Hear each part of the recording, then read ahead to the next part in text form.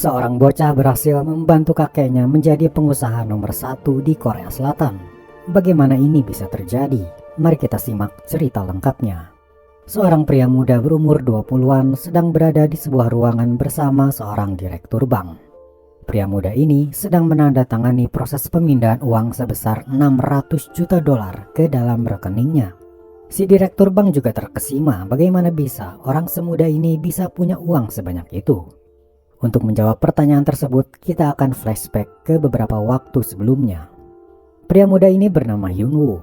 Profesinya adalah seorang manajer kepala aset di perusahaan besar bernama Sunyang. Suatu hari sedang berlangsung acara penting di Sunyang, yaitu pengalihan kekuasaan. Kekuasaan Sunyang yang saat ini dipegang oleh pria bernama Jin Yong yang akan diserahkan pada anaknya bernama Jin Song. Tapi ada masalah internal antara ayah dan anak ini. Jin Song terlihat terburu-buru masuk ke dalam gedung hendak bertemu ayahnya. Dia sempat dilarang istrinya, tapi tampaknya amarahnya tak bisa mereda. Jin Song langsung masuk ke ruangan ayahnya dan tanpa basa-basi dia berkata, dia akan melepaskan warisan tersebut, yang artinya dia menolak perusahaan Sunyang menjadi miliknya. Ayahnya balik berkata, kamu sadar, semua yang kamu miliki adalah berkat Sunyang, berkat ayahmu ini dan berkat kakekmu. Kamu sendiri tak bisa apa-apa tanpa nama besar keluarga ini. Jin Song melepas tangan ayahnya dan hendak pergi dari ruangan. Tapi tiba-tiba ayahnya merasakan sakit di dada. Tepat saat itu masuklah Hyun Woo karena acara sudah dimulai. Dia terkejut ketika melihat atasannya kesakitan terkapar di lantai. Hyun Woo langsung menelpon timnya sementara Jin Song kabur. Keadaan ini membuat seluruh anggota keluarga cemas. Sunyang adalah perusahaan yang dikelola oleh semua anggota keluarga. Dan saat ini dipegang oleh si anak sulung Jin Yong. Mereka sepakat kalau acara harus terus berjalan dan Jin Song yang kabur harus ditemukan agar semua tamu yang hadir tak ada yang curiga. Hyun Woo diperintahkan untuk mencari Jin Song dalam waktu 30 menit. Kalau tidak, karirnya di Sunyang akan tamat. Dibantu oleh anak buahnya bernama Shin Kyung, semuanya mencari Jin Song yang kemungkinan ada di hotelnya. Di hotelnya, Jin Song tampak terguncang. Dia hanya menatap nanar akuarium di ruangannya, bahkan pelayannya tak dia hiraukan.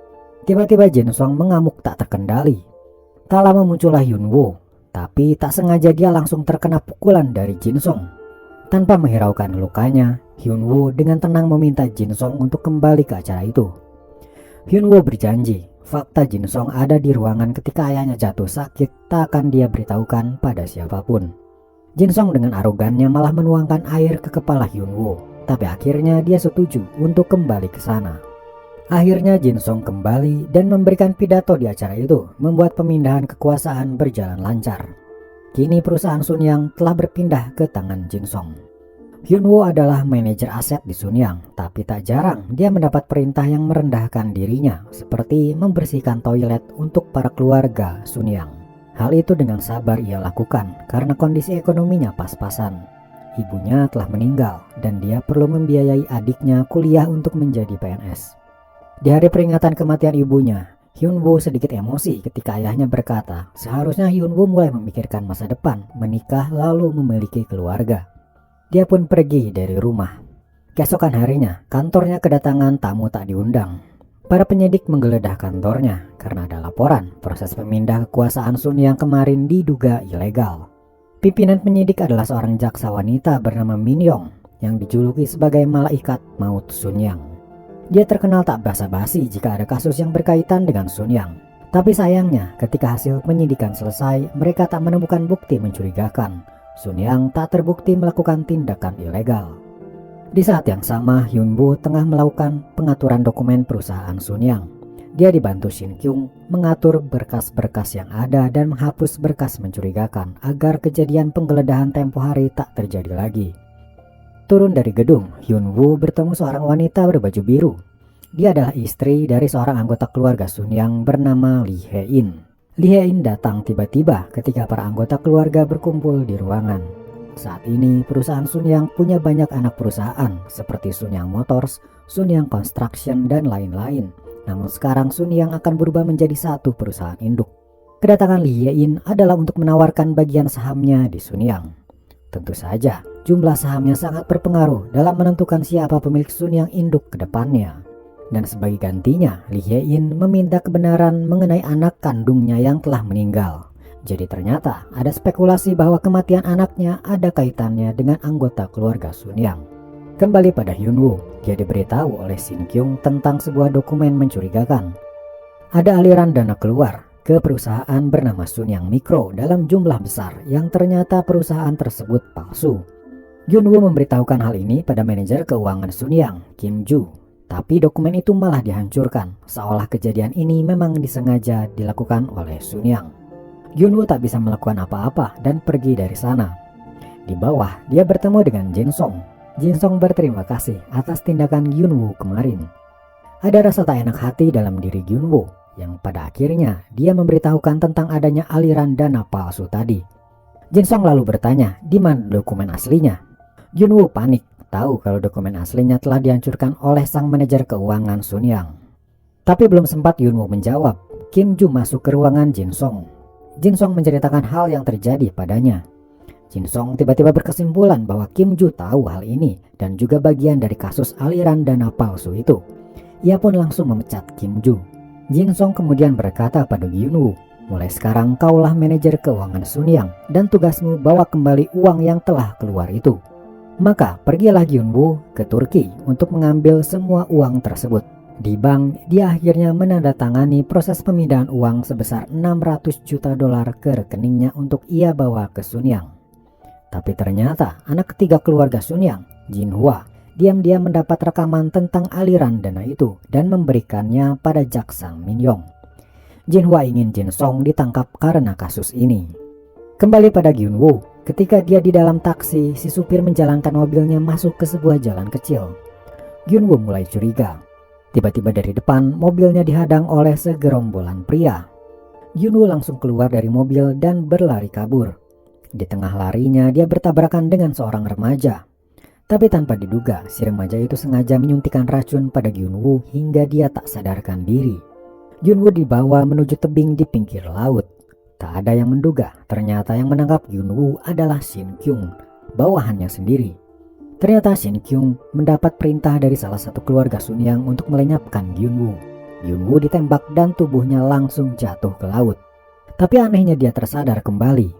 Lee Hye-in dan suaminya, anak keempat Sun Yang, bernama Jin Hyun, melihat Hyun-woo seolah mereka sudah kenal lama. Hyun-woo melihat pantulan dirinya di kaca, yang telah berubah menjadi anak kecil. Dia panik dan membuat seisi mobil bingung dibuatnya.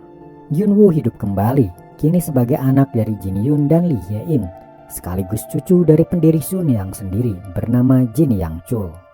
Dia turun dari mobil dan melihat seluruh anggota keluarga Sun Yang masih muda. Lalu tak lama, muncullah sebuah mobil dan keluarlah sang pendiri Sun Yang, Jin Yang Chul. Hyun-woo akhirnya bisa melihat dengan matanya sendiri. Hyun-woo masih tidak percaya dirinya hidup kembali dan kini bereinkarnasi menjadi cucu dari pendiri Sun Yang. Dan anehnya lagi, dia kembali ke tahun 1987, tahun di mana Sun Yang berusaha menjadi perusahaan besar di masa depan nanti. Hyun-woo sekarang sudah menjadi bagian dari keluarga Sun Yang, dan dia kini bernama Jin Do-jun, cucu bungsu keluarga Sun Yang. Semua anak dari keluarga Sun Yang berusaha terlihat baik di hadapan sang pendiri, Jin Yang Chol, juga terhadap istrinya. Mereka berusaha menarik hati ibunya itu yang terkadang terlihat berlebihan. Tapi orang tua Do-jun berbeda. Ayah Do-jun adalah anak keempat dan tidak berminat pada perusahaan, malah berminat pada dunia perfilman. Dia juga menikahi seorang aktris bernama Lee Hye-in. Orang tua Do-jun seringkali disisihkan dari keluarga karena dianggap berbeda. Jin Yang Chol sendiri sering memarahi anak keempatnya itu dan menganggap mereka hanya aib keluarga. Ketika acara keluarga masih berlangsung, ada sebuah kejadian ketika Do-jun melihat sepupunya bernama Jin Son berada di benda-benda koleksi kakeknya. Do-jun melihat dia mencuri salah satu benda di sana. Jin Son kaget ketika melihat Do-jun dan tak sengaja menjatuhkan vas mahal milik kakeknya itu. Tapi Jin Son malah memutarbalikkan fakta dan berkata bahwa Do-jun lah yang memecahkannya. Terlihat kalau kakeknya itu lebih memihak Jin Son daripada Do-jun. Namun tiba-tiba Do-jun menyadari sesuatu. Jika ini tahun 1987, maka orang tua asli Hyun-woo pasti masih hidup. Ia pun berlari keluar rumah kakeknya itu menuju ke sebuah tempat di mana keluarganya dulu tinggal. Orang tua Hyun-woo adalah orang sederhana. Ayahnya buruh pabrik dan ibunya membuka kedai makan kecil di rumahnya. Dia masuk ke dalam rumahnya itu, tapi tentu saja tak dikenali oleh ibunya karena dia sudah menjadi Dojun. Dojun hanya bisa menangis saja. Tak lama ibu Dojun tiba di sana untuk menjemput Dojun pulang. Di dalam mobil, Dojun menangis karena dia bisa melihat ibu kandungnya lagi. Tapi orang tua Dojun menganggap dia menangis karena dimarahi kakeknya hari tadi. Beralih pada Jin Yang Chol, perusahaan semikonduktor miliknya sedang gawat. Tengah terjadi perang harga semikonduktor antara Amerika dan Jepang. Mereka menurunkan harga pasar dan semikonduktor milik Sun Yang terpaksa harus turun harga juga. Jika ini berlanjut, Sun Yang akan rugi 130 juta dolar. Jin Yang Chol mengibaratkan kondisi perusahaannya saat ini bagaikan udang kecil yang berada di tengah-tengah dua paus raksasa. Kembali pada Dojun, keesokan harinya dia mengunjungi rumah kakeknya itu untuk meminta maaf atas kejadian pecahnya vas kemarin. Kebetulan kakeknya sedang mengobrol dengan anak-anaknya mengenai siapa yang akan menjadi presiden berikutnya. Hal ini penting karena Sun Yang akan mendanai kampanye seorang capres. Apakah capres yang ada di posisi 1, 2, atau 3? Dojun yang kebetulan mendengar percakapan mereka tiba-tiba berkata bahwa kakek sebaiknya mendanai calon presiden ketiga yang mana capres ini tidak dijagokan. Semuanya meremehkan omongan Dojun yang dianggap kata-kata bocah ingusan. Tapi ternyata ketika mereka melihat berita capres 1 dan 2 mulai saling menjatuhkan dan capres ketiga mulai naik pamornya. Tentu saja Dojun tahu hal ini karena dia dari masa depan. Tapi berkat kebenaran omongan Dojun, dia akhirnya dipanggil oleh kakeknya dan bicara empat mata dengannya. Dojun juga menyarankan sebaiknya kakeknya mendanai capres ketiga ini dari sekarang, bukan ketika sudah jadi presiden. Hal itu akan sangat menguntungkan Sun Yang, karena capres tersebut pasti akan sangat berterima kasih. Jin Yang Chol lalu mengajukan satu pertanyaan tentang masalah perang harga antara Jepang dan Amerika pada cucunya itu.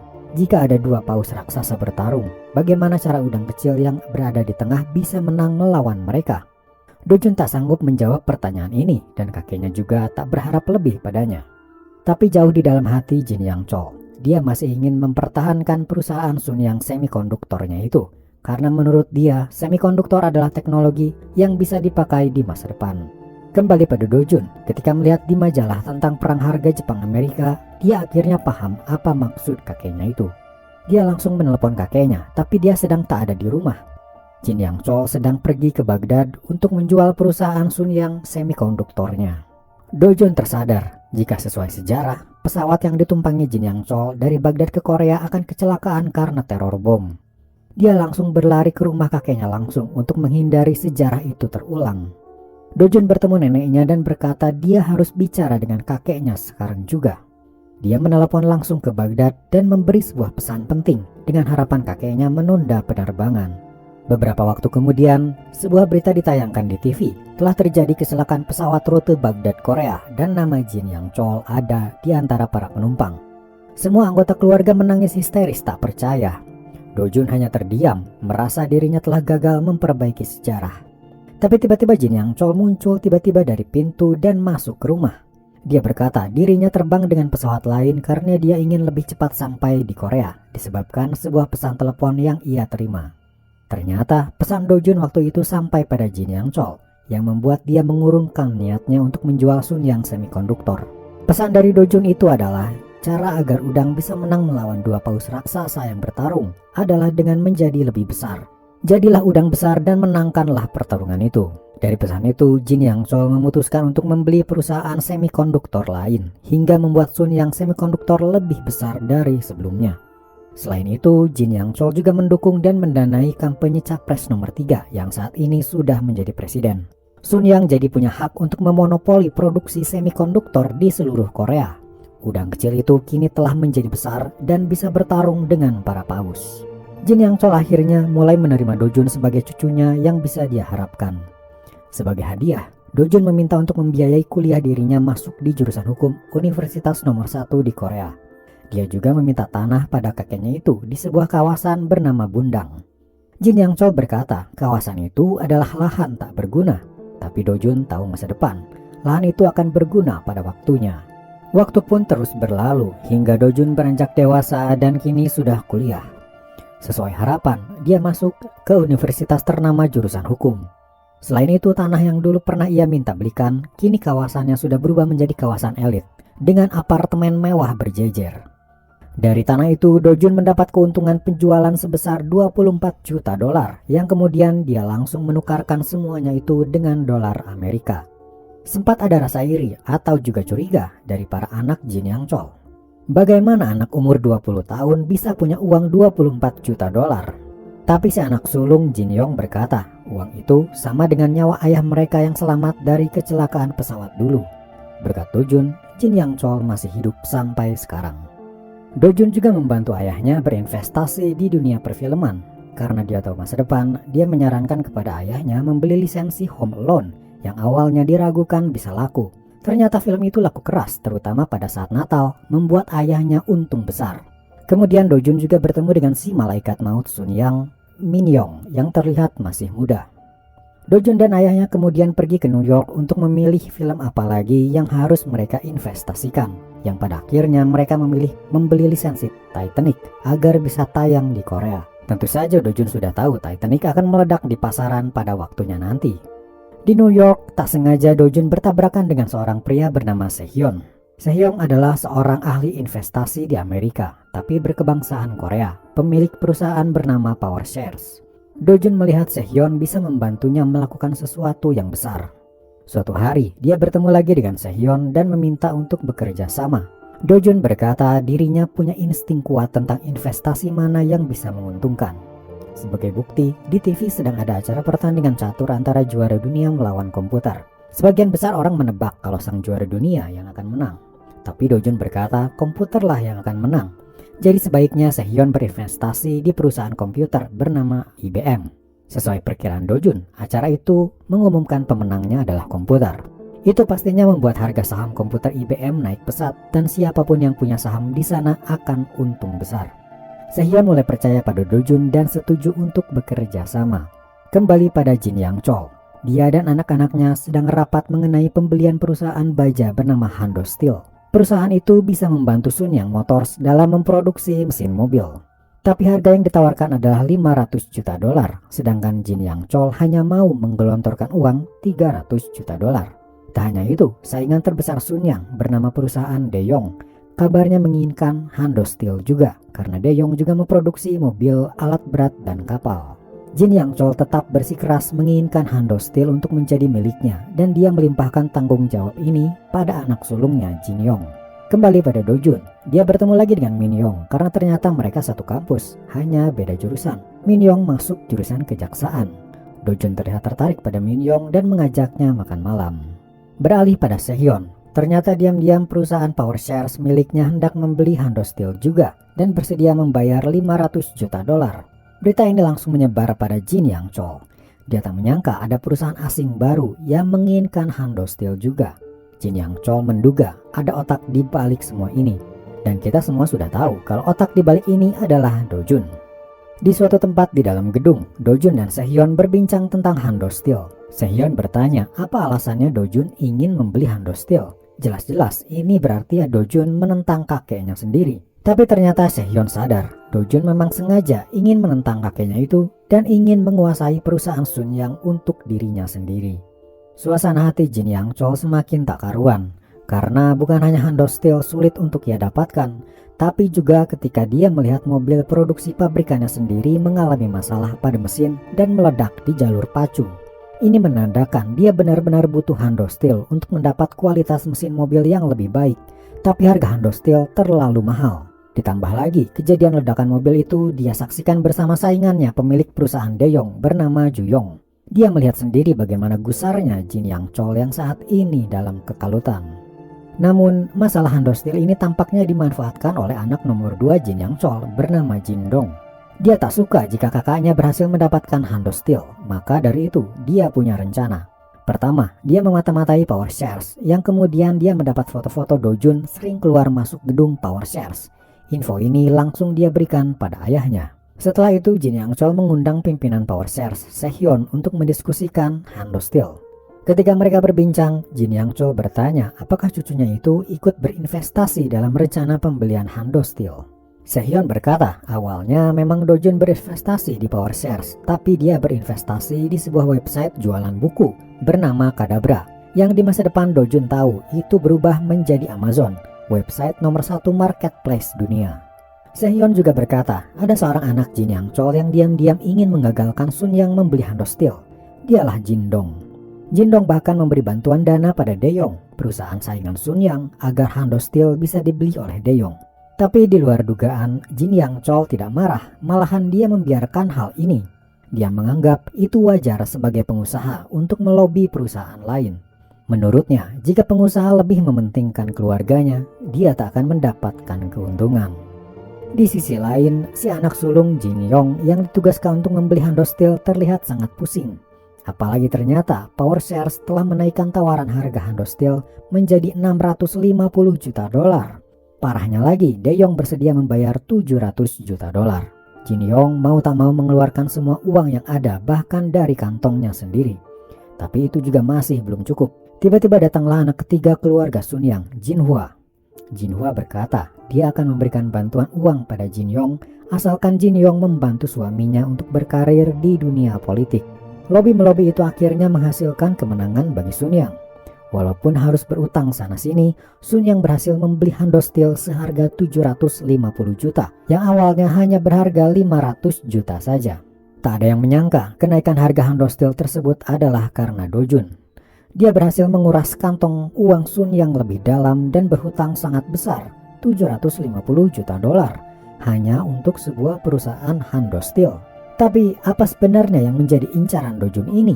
Apakah dia ingin meruntuhkan Sun Yang atau malah ingin mengambil alih Sun Yang? Tahun 1998 adalah tahun kelam bagi negara Korea Selatan. Negara secara tak terduga masuk ke dalam masa krisis. Banyak perusahaan tiba-tiba berhenti beroperasi, bahkan memecat puluhan ribu karyawannya. Bukan hanya itu, negara pun meminta para pemilik perusahaan untuk merestrukturisasi perusahaannya, dan perusahaan itu harus menyerahkan aset pribadi mereka demi kepentingan negara. Hal ini tentu saja membuat Jin Yang Chol gusar, karena salah satu perusahaannya bernama Sun Yang Motors terancam harus menyerahkan asetnya pada negara. Dia harus segera melakukan sesuatu agar perusahaannya tetap berdiri. Sementara itu, Do Jun, sang cucu dari Jin Yang Chol, sudah tahu hal ini akan terjadi.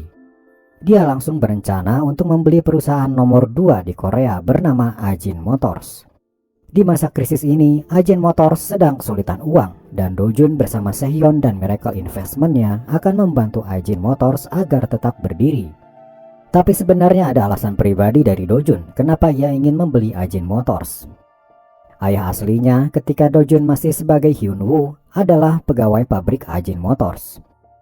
Di kehidupannya dulu, Hyun Woo melihat sendiri ayahnya di PHK. Dan musibah terbesarnya akibat dari PHK itu adalah ibunya terkena serangan jantung dan meninggal. Do Jun kini tak ingin hal itu terulang lagi. Makanya dia bersikeras untuk membeli Ajin Motors dan mempertahankan para pekerja di sana. Tapi hal itu ternyata tak mudah. Karena kakek Do Jun, Jin Yang Chol, ternyata menginginkan Ajin Motors juga untuk di-merger atau digabung dengan Sun Yang Motors. Tujuannya adalah membuat Sun Yang Motors lebih besar dan terhindar dari kebangkrutan akibat masa krisis. Tapi Ajin Motors ini punya utang besar. 30% dari nilai keseluruhan perusahaan adalah berupa hutang. Suatu hari, Do Jun pergi ke rumah orang tuanya. Di sana dia melihat di rumahnya sudah banyak surat tagihan hutang. Restorannya pun sepi pengunjung. Ibunya benar-benar dalam keadaan yang sulit. Do Jun mampir dan meminta untuk dibuatkan sup kimchi. Ibunya lalu berkata, Do Jun ini mirip anaknya karena dia juga sama, tak suka dengan telur mentah di atas sup kimchi. Do Jun hanya diam saja. Perasaannya sedih, tak tega, dan rindu bercampur jadi satu. Di sana Do Jun juga melihat ibu dan ayahnya bertengkar karena sampai saat ini Ajin Motors belum juga beroperasi. Dan ayahnya bersikeras tetap ingin di Ajin Motors, sementara ibunya ingin ayah mencari pekerjaan baru demi bisa membiayai sekolah anak-anak. Melihat pertengkaran itu, Do Jun sadar dia harus segera menyelamatkan Ajin Motors demi orang tuanya ini. Beralih pada Jin Yang Chol, dia mendengar berita Miracle Investment akan membeli Ajin Motors terlebih dahulu. Dia langsung kesal dan mencoba strategi baru untuk menghadapi masalah ini. Jin Yang Chol kebetulan akan berbesan dengan salah satu pemilik media surat kabar terbesar di Korea bernama Media Hyunsung. Cucu pertamanya bernama Jin Song akan menikahi putri pemilik media itu bernama Hyun Min. Jin Yang Chol pun kemudian menggunakan media itu untuk menggiring opini. Keesokan harinya, di koran langsung tersiar berita kalau Ajin Motors akan diakuisisi oleh Miracle Investment, sebuah perusahaan asing dari luar Korea. Berita ini langsung membuat para karyawan Ajin Motors berdemo, tidak mau menerima hal itu. Efek dari berita ini bisa sangat buruk. Jika masyarakat termakan berita ini, Ajin Motors tidak akan beroperasi karena tidak ada yang mau membeli produk mereka karena Ajin kini sudah milik asing. Tentu saja hal ini membuat Do-jun kewalahan dan tak menyangka kakeknya akan menggunakan media untuk menggiring opini publik. Ditambah lagi, Jin Yang Chol sekarang ini sedang bertemu presiden karena presiden akan membuat Ajin Motors dan Sunyang Motors bersatu. Tapi Jin Yang Chol tak tahu, ternyata penyatuan dua perusahaan itu berada di bawah perusahaan Daeyong yang merupakan milik musuh bebuyutan Jin Yang Chol. Jin Yang Chol tak bisa menolak perintah presiden ini karena sebenarnya Jin Yang Chol tak punya cukup uang untuk membeli Ajin Motors secara mandiri. Makanya dia terpaksa harus berada di bawah Daeyong, musuh bebuyutannya itu. Sementara itu, Do-jun belum juga menyerah untuk memiliki Ajin Motors demi agar ayahnya tidak di PHK. Dia pun punya strategi baru dan meminta Sehyeon untuk melaksanakannya. Sehyeon langsung menemui Jin Yang Chol dan berkata, Miracle Investment akan menyediakan uang agar Jin Yang Chol bisa membeli Ajin Motors secara mandiri, sekaligus melunasi seluruh hutang-hutang Ajin Motors. Tidak main-main, uang yang Miracle siapkan adalah $1,5 miliar. Dengan ini, Jin Yang Chol akan bisa memiliki Ajin Motors sepenuhnya, tak lagi di bawah Daeyong, musuh bebuyutannya itu. Selain itu, penyatuan Ajin Motors dan Sunyang Motors bisa membuat perusahaan ini menjadi 10 perusahaan terbesar di dunia. Sebagai gantinya, Miracle Investment meminta 17% dari saham perusahaan merger tersebut dan memberi syarat untuk mempertahankan seluruh karyawan Ajin Motors tanpa PHK seorang pun. Jin Yang Chol yang mendengar persyaratan ini langsung menyetujuinya dan menyampaikan hal ini kepada presiden. Mendengar hal ini, presiden pun setuju. Karena di masa kepemimpinannya akan ada perusahaan Korea yang akan menjadi top 10 perusahaan terbesar di dunia. Dengan semua strategi ini, presiden akan disukai masyarakat. Jin Yang Chol akan memiliki Ajin Motors dan Do-jun berhasil menyelamatkan ayahnya dari PHK. Semua pihak senang dan puas. Setelah semua kerumitan perusahaan itu akhirnya terselesaikan, Do-jun pun pergi mengunjungi orang tua aslinya. Tapi dia heran kenapa rumahnya tertutup dan gelap. Lalu tak jauh dari sana ada sebuah rumah yang lampunya menyala. Betapa terkejutnya Do-jun karena ketika dia melihat ke sana, foto ibunya ada di altar kematian. Ibunya meninggal. Kali ini bukan karena serangan jantung, tapi bunuh diri. Sepertinya ibunya tak tahan dengan krisis ini. Dia bunuh diri sebelum mengetahui kalau Ajin Motors sudah baik-baik saja. Kali ini, Do-jun gagal mengubah sejarah. Ibunya tetap meninggal, walaupun dia sudah berusaha sekuat tenaga. Dengan rasa kalut dan masih tak percaya, dia kembali ke rumah orang tuanya dengan cara mendobrak masuk menghancurkan pintu kaca. Do-jun mencari-cari dokumen di sana, sembari dirinya mengingat kembali masa-masa dulu bersama ibunya. Bagaikan melihat film yang terpampang di hadapannya, ingatan masa lalu Do-jun kembali ketika dia bersama ibunya mengobrol tentang keinginannya untuk masuk kuliah. Ibunya benar-benar kesulitan uang, tapi Do-jun ingin sekali masuk kuliah. Dengan rasa berat hati, ibunya mengiyakan keinginan anaknya itu dengan perasaan sedih. Ingatan itu membuat Do-jun benar-benar rindu akan sosok ibunya yang kini sudah meninggal untuk kedua kalinya bagi Do-jun. Di rumah itu, Do-jun menemukan beberapa dokumen penting. Ternyata selama ini ibunya berinvestasi di perusahaan Sunyang Life Science, perusahaan yang kini sudah dijual. Akibat dijualnya Sunyang Life Science, para investor kecil di sana menjadi korban karena uang yang mereka investasikan hangus, tak bisa kembali. Do-jun pun mencari tahu kenapa ibunya sampai berinvestasi seperti itu. Karena setahu Do-jun, ibunya bukan tipe orang yang suka berinvestasi. Dia pun pergi ke perpustakaan kampus untuk mencari tahu tentang ini. Tapi kebetulan dia berpapasan dengan Min-yong.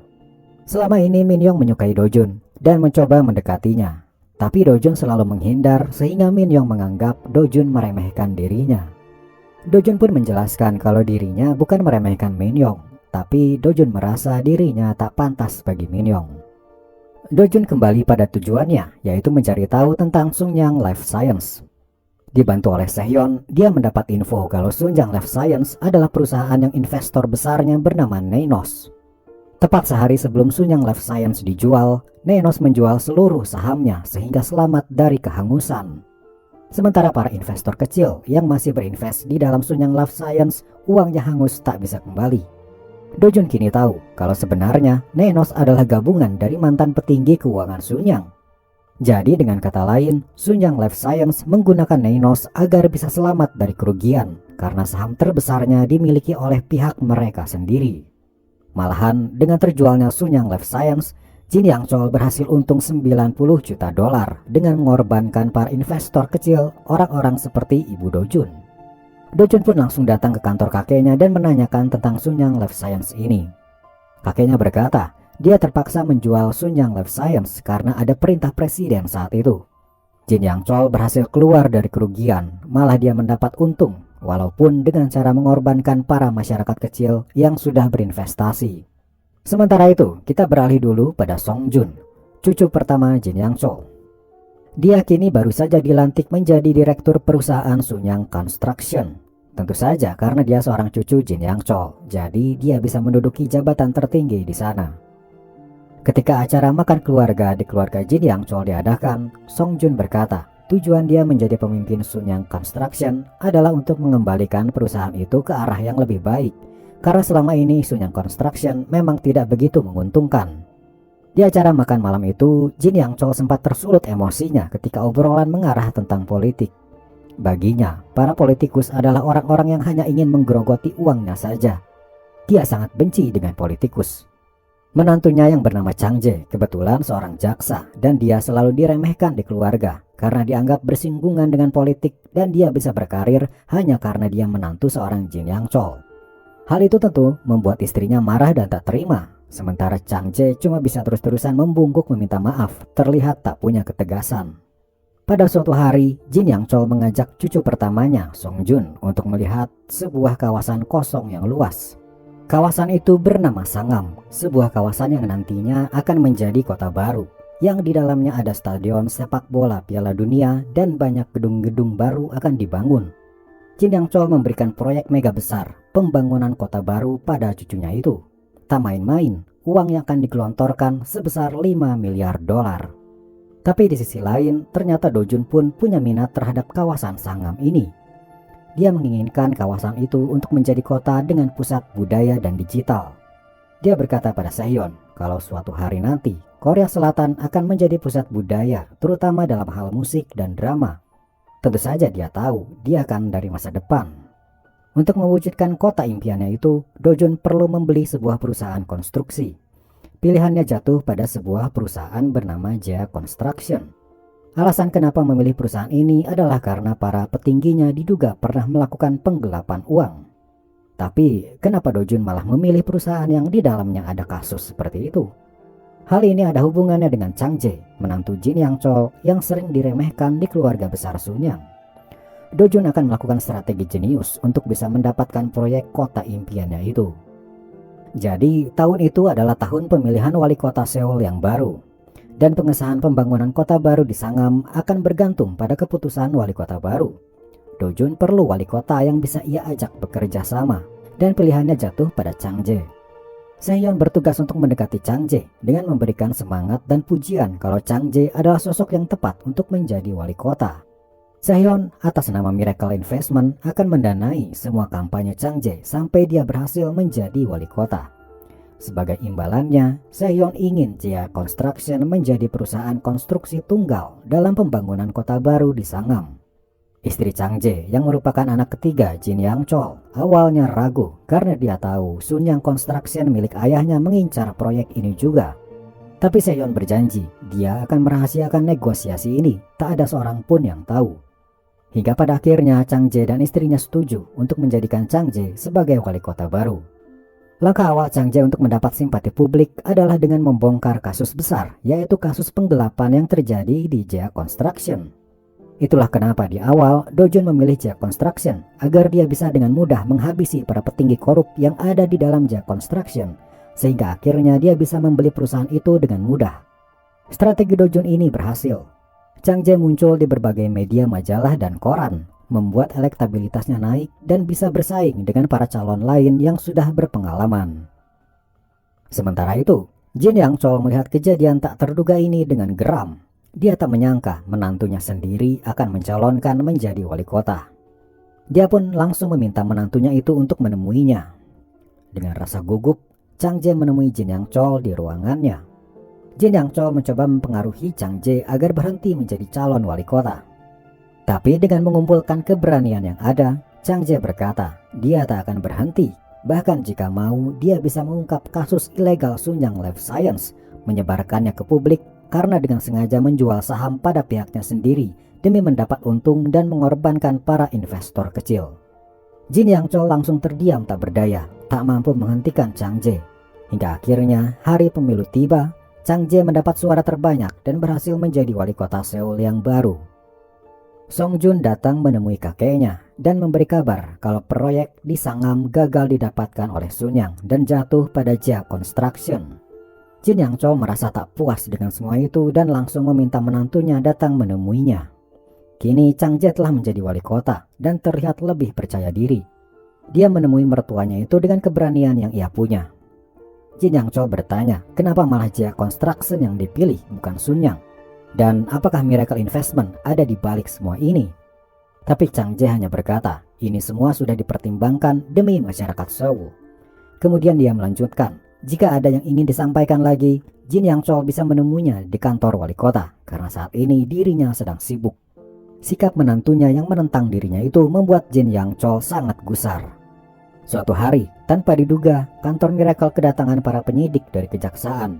Mereka mendapat laporan kalau Miracle menyuap Chang Jae. Sehyeon pun langsung dibawa ke kantor polisi. Di sana muncullah Hang Jae, orang kepercayaan Jin Yang Chol. Dia berkata, Jin Yang Chol ingin bertemu dengan pemegang saham terbesar Miracle Investment. Maka pertemuan Jin Yang Chol dan pemegang saham terbesar Miracle pun terjadi. Jin Yang Chol menunggu, dan ketika orang yang dia tunggu tiba, dia tak menyangka orang itu adalah cucunya sendiri, Dojun. Jin Yang Chol langsung marah dan berteriak. Dia juga menyadari, ternyata selama ini orang yang membuat dirinya harus membeli Hando Steel dengan harga super mahal adalah perbuatan Dojun juga. Dia tak menyangka kalau Dojun sejenius itu dalam berbisnis, tapi kejeniusannya ia pakai untuk melawan dirinya, kakeknya sendiri. Jin Yang Chol mengira kalau tujuan Dojun melakukan ini adalah agar dia bisa mewarisi Sunyang. Tapi ketika ditanya, jawaban Dojun sangat mengejutkan. Dojun ingin membeli Sunyang dengan uangnya sendiri. Seperti yang diketahui, selama ini Sunyang dikelola oleh anak-anak Jin Yang Chol. Dan ketika Jin Yang Chol tiada, Sunyang akan diwariskan pada anak sulung. Dengan hadirnya Dojun, terlihatlah bahwa sebenarnya anak-anak di keluarga Jin Yang Chol belum sejenius Dojun. Dan sebenarnya belum ada yang mampu menggantikan Jin Yang Chol. Jin Yang Chol kemudian berkata, dia akan memenjarakan Sehyeon karena kasus suap pada Chang Jae, sang wali kota baru. Tapi Dojun dengan tenang berkata, jika itu terjadi, bukankah akan buruk bagi Jin Yang Chol sendiri? Menantunya terlibat kasus suap, dan cucunya ikut juga terlibat. Ini akan jadi berita negatif bagi Sunyang. Belum lagi, ternyata diam-diam istri dari anak pertama Jin Yang Chol memiliki tanah di kawasan Sangam itu, yang artinya semua keluarga Jin Yang Chol bakal terlibat kasus suap ini. Hingga pada akhirnya, jika berita tersebar, publik akan beropini kalau semua ini dalangnya adalah Jin Yang Chol sendiri, sang pemimpin tertinggi keluarga.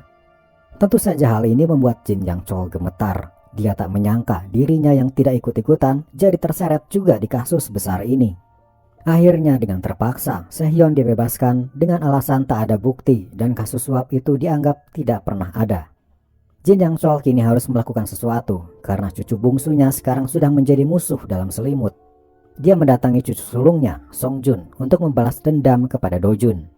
Seperti diketahui, Song Jun adalah pemilik Sunyang Construction yang kalah tender dengan Jia Construction milik Dojun. Dan sampai saat ini pembangunan kota baru masih dipegang oleh Dojun. Tapi tiba-tiba di suatu siang, Dojun mendapat kabar bahwa semua pihak stasiun TV menarik keikutsertaannya untuk masuk ke kota barunya itu. Kota yang akan dibangun Dojun berbasis digital media, dan keikutsertaan para stasiun TV menjadi pilar utama pembangunan kota tersebut. Dengan mundurnya mereka, bisa-bisa pembangunan kota baru akan gagal. Dojun sadar semua ini adalah ulah kakeknya. Sunyang punya uang yang mengalir ke segala sektor di Korea, termasuk ke dalam stasiun TV. Ternyata Sunyang mengancam para stasiun TV. Mereka tidak akan mendapat iklan yang merupakan sumber penghasilan utama mereka jika ikut dalam pembangunan kota baru. Ancaman itu berhasil dan Dojun kini kebingungan. Tambah lagi, jika Dojun gagal, maka proyek ini akan diserahkan pada Sunyang Construction yang dipimpin oleh Song Jun. Tapi semua blueprint Dojun tentang kota baru akan digunakan oleh Sunyang. Ini ibarat karya Dojun dicuri lalu digunakan dengan atas nama Sunyang. Tapi Dojun tak menyerah. Dia punya ide untuk membuat e-sport agar ada pihak media yang menyelenggarakannya dan ikut bergabung masuk ke dalam pembangunan kota baru. Cara itu membuahkan hasil. Ada satu media yang bersedia bekerja sama dan media itu ingin bertemu dulu dengan Dojun. Dojun pun pergi menemui pihak media tersebut. Di sebuah gedung kecil, dia masuk ke dalamnya dan ternyata bertemu dengan Hyunmin, putri pemilik media Hyunsung. Dia berkata, dia bersedia membangun perusahaan media di kota baru milik Dojun. Terjadi hal tak terduga ketika lampu di sana tiba-tiba pecah dan Dojun langsung memeluk Hyunmin mencoba melindunginya. Lalu kemudian mereka kembali pada diskusi mereka. Bagi Dojun, tawaran ini bisa berarti dirinya akan dikontrol oleh Hyunmin karena tanpa Hyunmin, kota baru tak akan bisa terwujud. Dojun pun memutuskan untuk menolak tawaran Hyunmin itu dan mencari jalan lain. Ia pun pergi dari sana. Penolakan itu sepertinya memberikan bekas mendalam pada Hyunmin karena sepertinya dirinya tertarik pada Dojun. Tapi itu semua sudah berlalu. Perjodohan dirinya dengan Song Jun, sang cucu sulung Jin Yang Chol, akhirnya diteruskan hingga ke jenjang pernikahan. Song Jun pun merasa percaya diri karena kini proyek kota baru akan menjadi miliknya dan dia berhasil menggait putri dari perusahaan media terbesar Korea menjadi keluarga Sunyang. Dia pun meminta saham Sunyang yang sama besarnya dengan para anak-anak Jin Yang Chol pada kakeknya itu sebagai hadiah pernikahannya nanti. Semua terlihat berjalan lancar bagi keluarga Sunyang saat ini.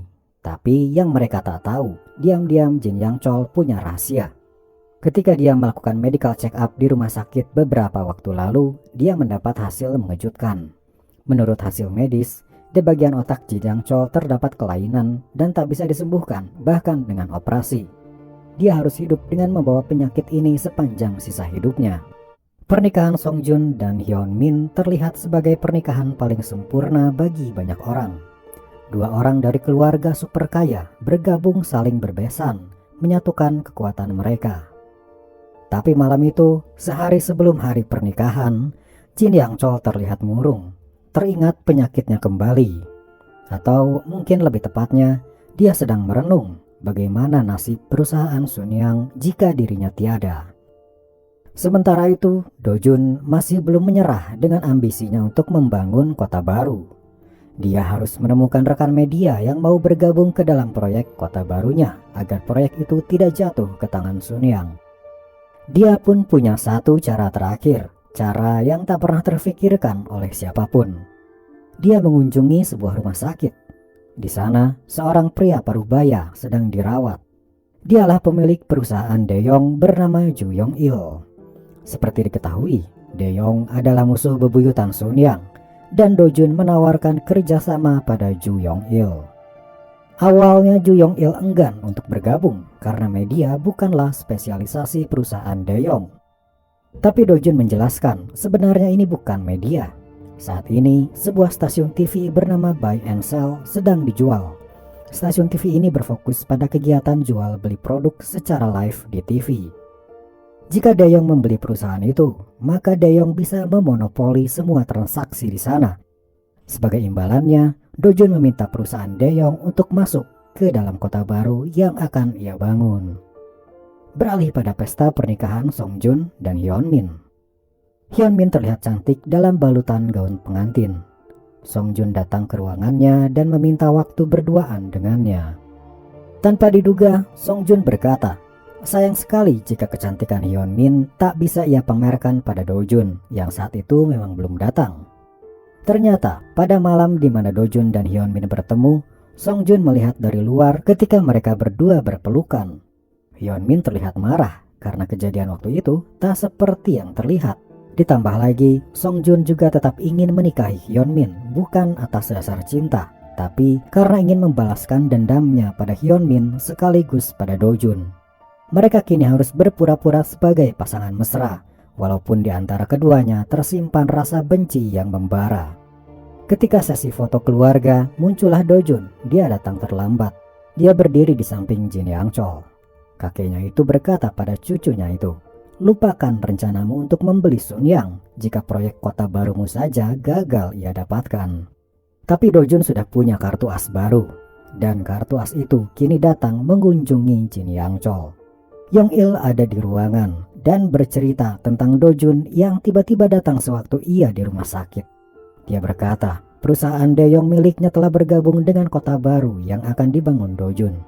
Yong Il berpendapat, cara berbisnis Dojun adalah cara berbisnis Jin Yang Chol yang pernah ia lihat 50 tahun lalu. Kelihayan Dojun berbisnis ini tak ia temukan pada anak-anak Jin Yang Chol, tapi begitu ia melihat Dojun, dia sangat terkesan. Sementara itu, Dojun menemui Song Jun dan memberikan selamat atas pernikahannya.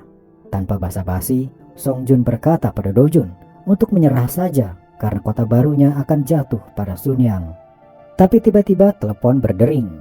Ketika Song Jun mengangkat dan mendengar kabar dari telepon, dia langsung marah. Ternyata Dojun sudah punya partner media sehingga proyek kota baru tetap milik Dojun.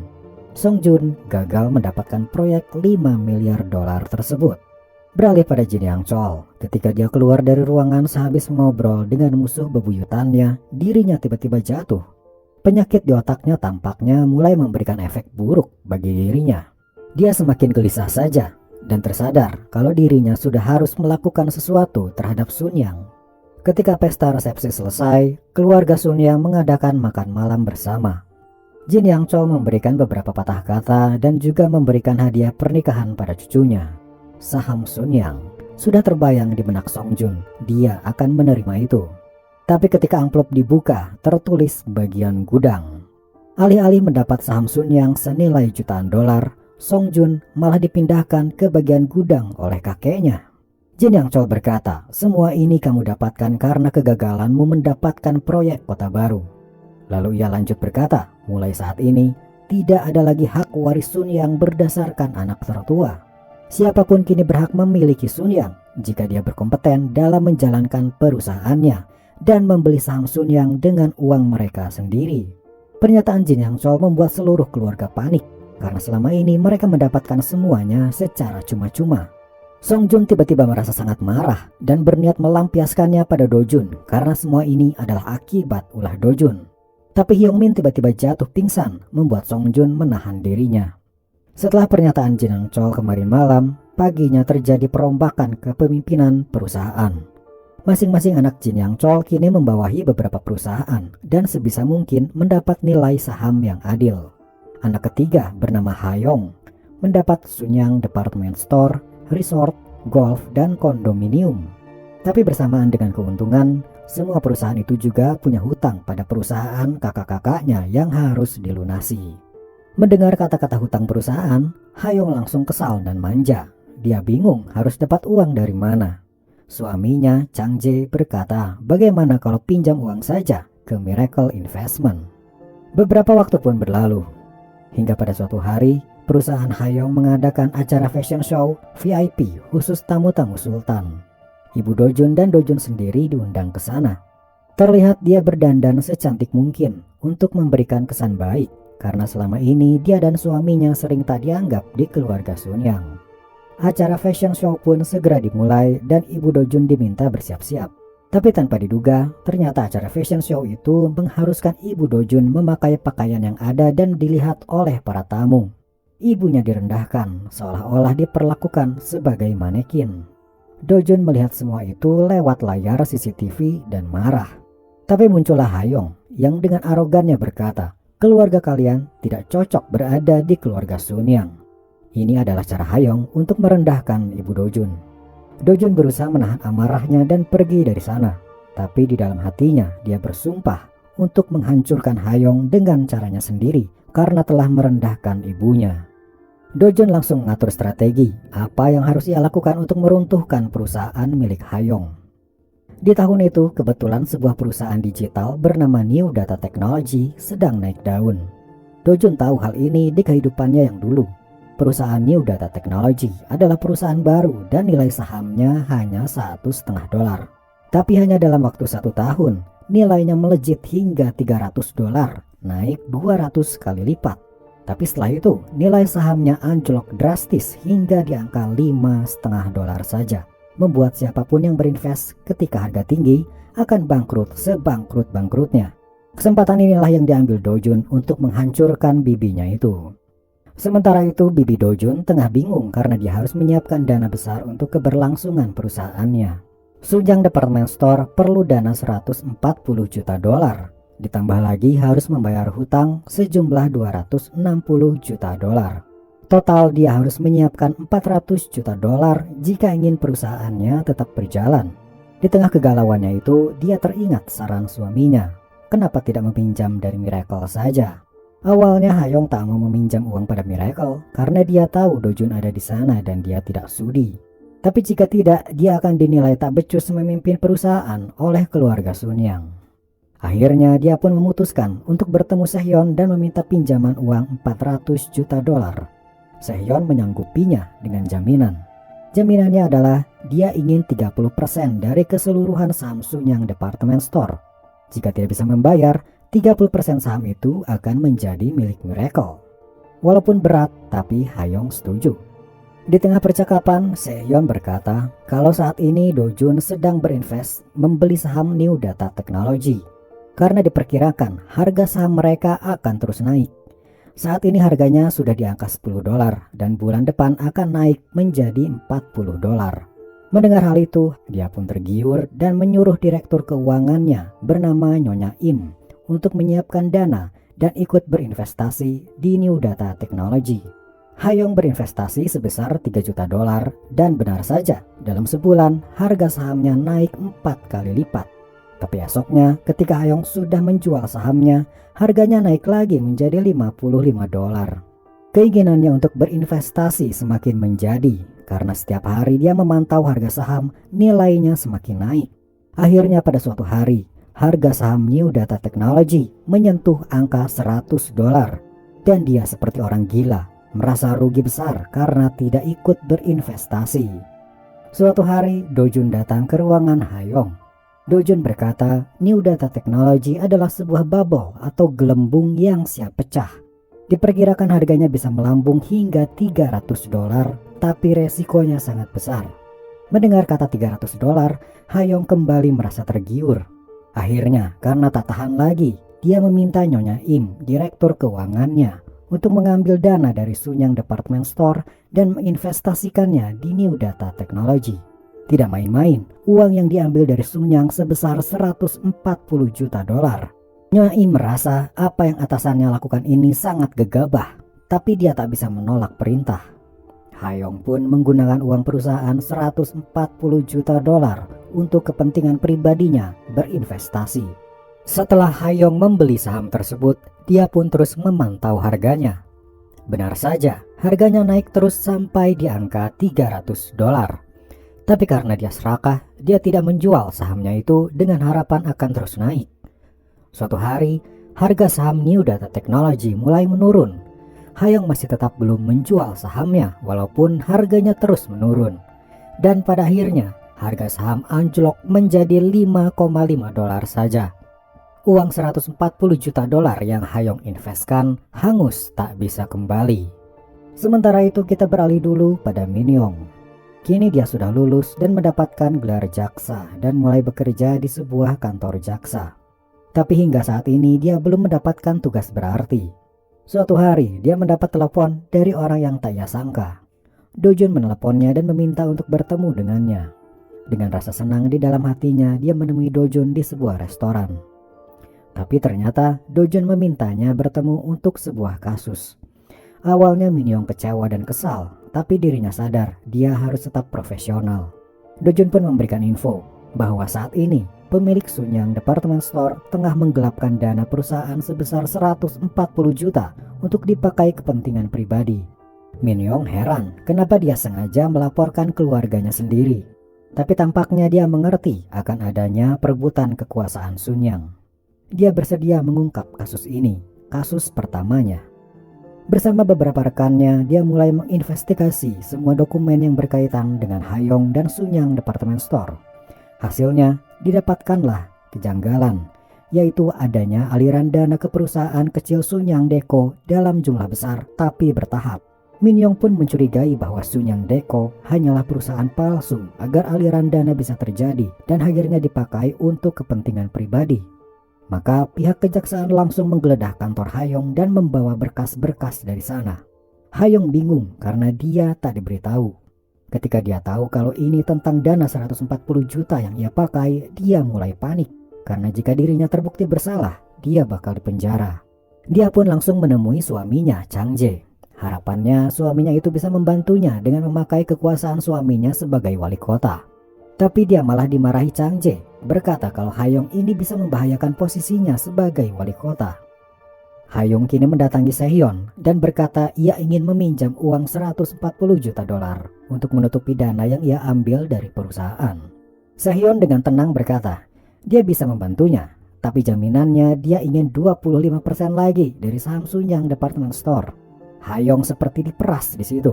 Belum habis sampai di situ, ternyata jaminan 30% saham yang waktu itu dijaminkan tanpa sepengetahuan Hayong kini sudah menjadi milik Miracle. Karena dalam surat perjanjian tertulis, jika dalam batas waktu Hayong tak bisa mengembalikan dan saham Sunyang Department Store harganya turun di bawah 15 dolar, maka 30% saham itu akan menjadi milik Miracle.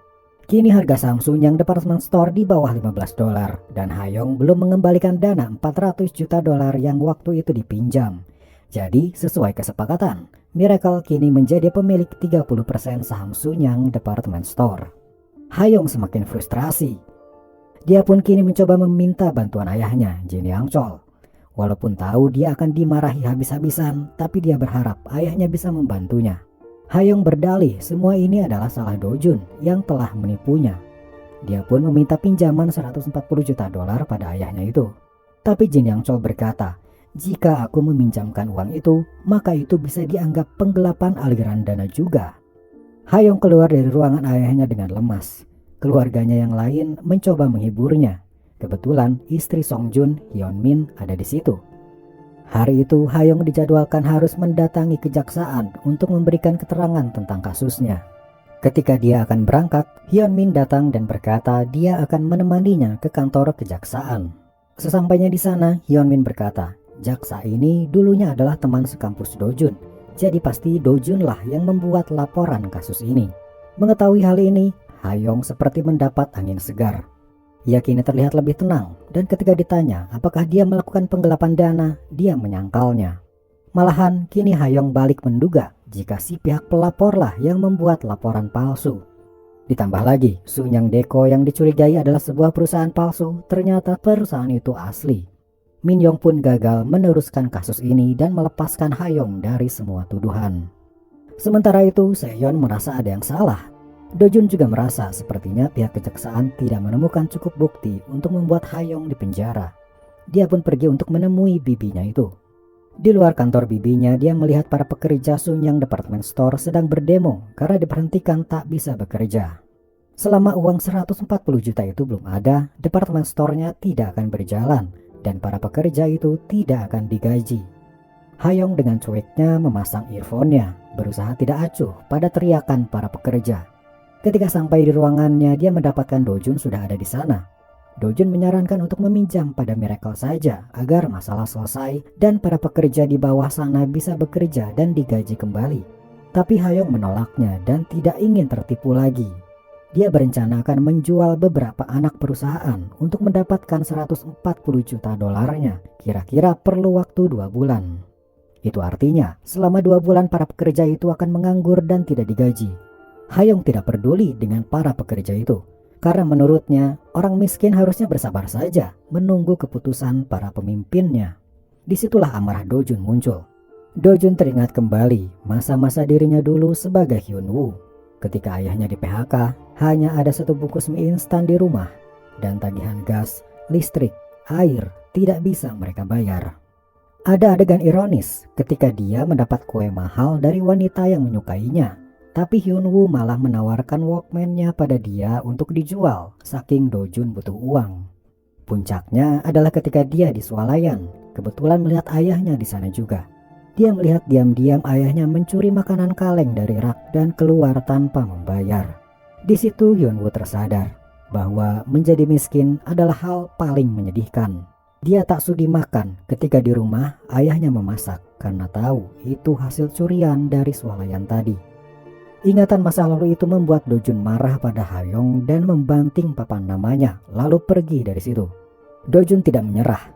Kini Dojun meminta pihak Sunyang Department Store untuk mengadakan rapat dewan untuk meminta pertanggungjawaban Hayong sebagai pimpinan atas hilangnya uang 140 juta dolar.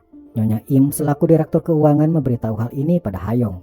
Tapi ternyata Hayong berdalih, semua ini yang menguruskan Nyonya Im, dari mulai mengatur dana hingga menjalankan aliran dananya. Dengan kata lain, Hayong sedang menjadikan Nyonya Im tumbal. Kalaupun terbukti, maka yang harus menggantinya bukanlah Hayong, tapi Nyonya Im. Nyonya Im tak bisa berkata apa-apa dan menunduk patuh. Dia tahu dirinya telah menjadi tumbal dan dia harus berhenti dari pekerjaannya saat ini.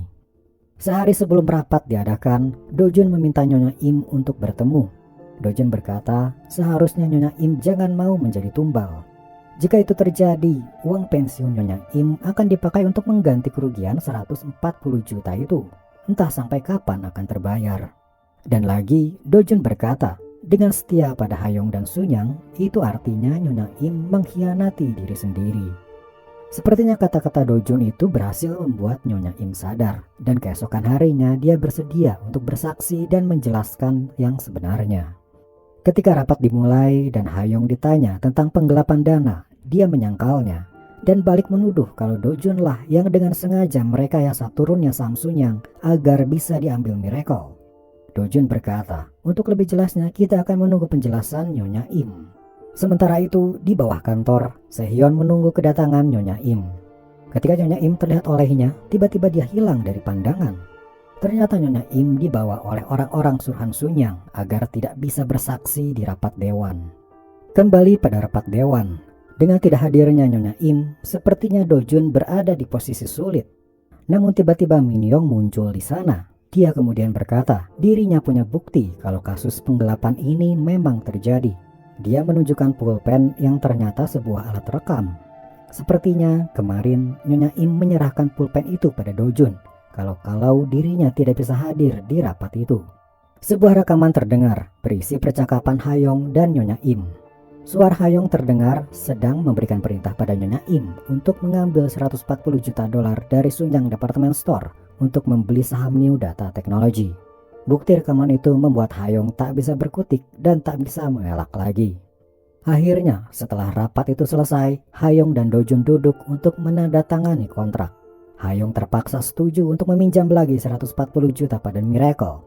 Dan karena dia tahu dirinya tak akan bisa membayar tepat waktu, maka 25% saham Sunyang Department Store akan beralih pada Miracle. Totalnya, 55% saham Sunyang Department Store kini menjadi milik Dojun.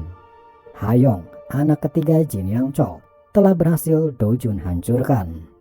Sekarang kita beralih dulu pada Min Yong. Karena Hayong sudah mengembalikan dana 140 juta, atasan Min Yong memerintahkan Min Yong untuk menghentikan kasus ini. Awalnya Min Yong menolak karena menurut dia walaupun dana sudah kembali, tapi kekacauan akibat kasus ini tidak bisa diperbaiki. Tapi atasannya malah memarahinya, yang membuat Min Yong tak bisa berkutik dan menurut saja. Tak sampai di situ, semua berkas kasus itu pun kini diambil dari ruangannya agar Min Yong benar-benar tak bisa mengaksesnya lagi. Min Yong hanya bisa melangkah keluar ruangannya dengan lesu, tak bisa berbuat apa-apa. Malam itu dia minum bersama Dojun. Dia minum hingga mabuk, mencoba melupakan masalah di kantornya. Min Yong merasa dirinya tak akan bisa menjadi jaksa hebat karena dia akan selalu kalah oleh perintah atasan. Min Yong tidak percaya pada dirinya sendiri. Tapi Dojun yakin Min Yong suatu hari akan jadi jaksa hebat. Dojun teringat lagi di kehidupannya dulu ketika Min Yong seorang jaksa hebat dan dijuluki malaikat maut Sunyang. Min Yong tak percaya dan berkata kalau Dojun selalu berbohong padanya. Sedikit flashback, dulu sewaktu kuliah, untuk pertama kalinya Dojun mengajak Min Yong makan malam. Dari situlah awal mula Min Yong menyukai Dojun. Waktu itu Dojun pernah berkata kalau penyanyi kesukaan Min Yong yang ada di luar negeri suatu hari nanti akan kembali lagi ke Korea. Dan setelah bertahun-tahun kemudian, perkataan Do Jun itu masih Min Yong ingat hingga hari ini. Tapi penyanyi kesukaan Min Yong itu masih belum pulang ke Korea sampai sekarang. Makanya Min Yong selalu berkata Do Jun ini tukang bohong. Tapi malam itu, di TV, sebuah berita ditayangkan yang membuat Do Jun mengejar Min Yong. Di sana, tiba-tiba Do Jun menggandeng tangan Min Yong lalu membawanya ke suatu tempat. Do Jun berkata, "Aku tidak pernah bohong," sambil menunjuk TV besar yang ada di atas gedung. Terlihat sebuah berita menayangkan penyanyi kesukaan Min Yong hari ini baru saja kembali ke Korea setelah bertahun-tahun ia di luar negeri. Lalu Do Jun berkata padanya, "Jika kamu tidak percaya pada dirimu sendiri, maka percayalah padaku." Dari momen itulah, kini Min Yong dan Do Jun menjadi lebih dari sekedar teman biasa. Beberapa waktu telah berlalu. Sekarang tahun 2001 dan negara Korea kini telah keluar dari masa krisis. Do Jun dan Jin Yang Chol punya pandangan sama tentang masa depan bisnis di Korea. Menurut mereka, setelah krisis tahun 98, orang-orang kini akan berbondong-bondong mengamankan uangnya di saham, bukan lagi tabungan. Karena mereka takut kejadian krisis akan terjadi lagi. Maka Do Jun pun kini membuka saham Miracle agar bisa dibeli para investor. Sementara Jin Yang Chol akan membuat perusahaan baru bernama Induk Keuangan Sunyang. Mulai dari simpan pinjam, investasi, asuransi, semua akan dilakukan oleh perusahaan induk ini. Dengan kata lain, Sunyang kini bukan lagi berfokus pada produksi barang, melainkan berbisnis uang. Suatu hari di kantor kejaksaan, Min Yong mendapat berita mengejutkan. Miracle Investment diduga terlibat kasus rekayasa harga saham New Data Technology. Seperti yang diketahui, beberapa waktu lalu Do Jun sempat berinvestasi di perusahaan ini. Perusahaan yang sekaligus juga digunakan oleh Do Jun untuk menghancurkan bibinya tempo hari. Miracle diduga merekayasa harga saham New Data Technology karena Do Jun bisa membeli saham dengan harga hanya $1,5 dan menjualnya di harga $280, tepat sebelum harganya jatuh di harga $5,5. Min Yong yang kini sudah berpacaran dengan Do Jun merasa tak tahu harus bagaimana mendapatkan fakta kekasihnya ini terlibat kasus besar. Ketika dia sampai di Miracle, mereka berdua hanya bisa berpura-pura baru kenal dan saling profesional dalam menghadapi kasus. Dengan berat hati, Min Yong tetap mendalami kasus ini dan mencari bukti apakah Miracle benar bersalah atau tidak. Akibat kasus ini seketika Miracle dalam masalah besar. Para investor kini menarik investasinya di Miracle karena takut harga saham Miracle anjlok akibat berita negatif ini, dan sudah pasti ini berakibat Miracle kehilangan banyak uang. Tak sampai di situ, keadaan semakin kacau ketika tiba-tiba Harian Hyun Sung memberitakan kasus ini secara gamblang ke publik, membuat citra Miracle semakin terlihat buruk. Suatu hari Do Jun menemui kakeknya untuk membicarakan masalah ini. Di sana juga ada Dongki, anak kedua Jin Yang Chol. Paman Do Jun itu kemudian berkata, bagaimana jika Miracle ia beli saja dan berada di bawah Sunyang Investment, perusahaan miliknya. Do Jun merasa keberatan dan terlihat sedikit panik. Dia butuh waktu dan berkata dirinya yakin bisa menyelesaikan masalah ini. Suatu malam, Do Jun, Sehyeon, dan sang sekretaris bernama Rachel berdiskusi untuk mencari jalan keluar dari masalah ini. Lagi-lagi, Do Jun menyarankan hal yang di luar nalar. Dia meminta untuk menjual seluruh saham Miracle yang ada di Amerika dan uangnya dipakai untuk membayar para investor yang ingin menarik uangnya dari Miracle. Sehyeon keberatan karena saham di Amerika adalah saham yang selama ini menghasilkan keuntungan stabil bagi Miracle. Tapi akhirnya dia percaya pada Do Jun dan menjual semua saham di Amerika dan mencairkannya. Malam itu, tanggal menunjukkan 10 September, hampir tengah malam. Do Jun tampak gelisah seolah sesuatu yang besar akan terjadi. Beralih pada Dongki, anak kedua Jin Yang Chol. Dia diam-diam ingin tahu semua data rahasia Miracle karena dia ingin Miracle menjadi miliknya. Dongki mengirim seorang mata-mata dan dia berhasil mendapat data rahasia kalau Miracle ternyata memiliki saham di Amerika yang memberikan keuntungan besar dan stabil. Tanpa ragu, Dongki pun menginvestasikan uang perusahaannya di tempat yang sama dengan yang Miracle investasikan, yaitu di Amerika. Keesokan harinya, semua dunia gempar karena terjadi tragedi di WTC. Dongki yang paginya baru tahu hal ini langsung panik karena dia baru saja menginvestasikan uang perusahaan ke Amerika.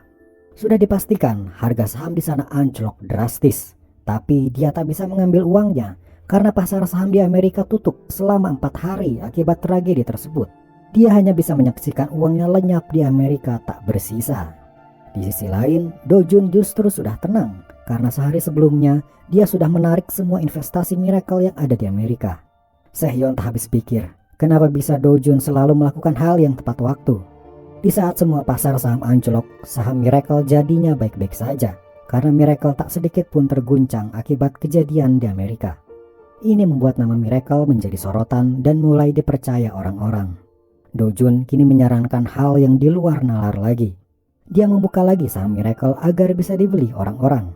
Dia beriklan di TV, mengajak orang-orang berinvestasi di Miracle, satu-satunya perusahaan yang tidak terdampak tragedi di Amerika.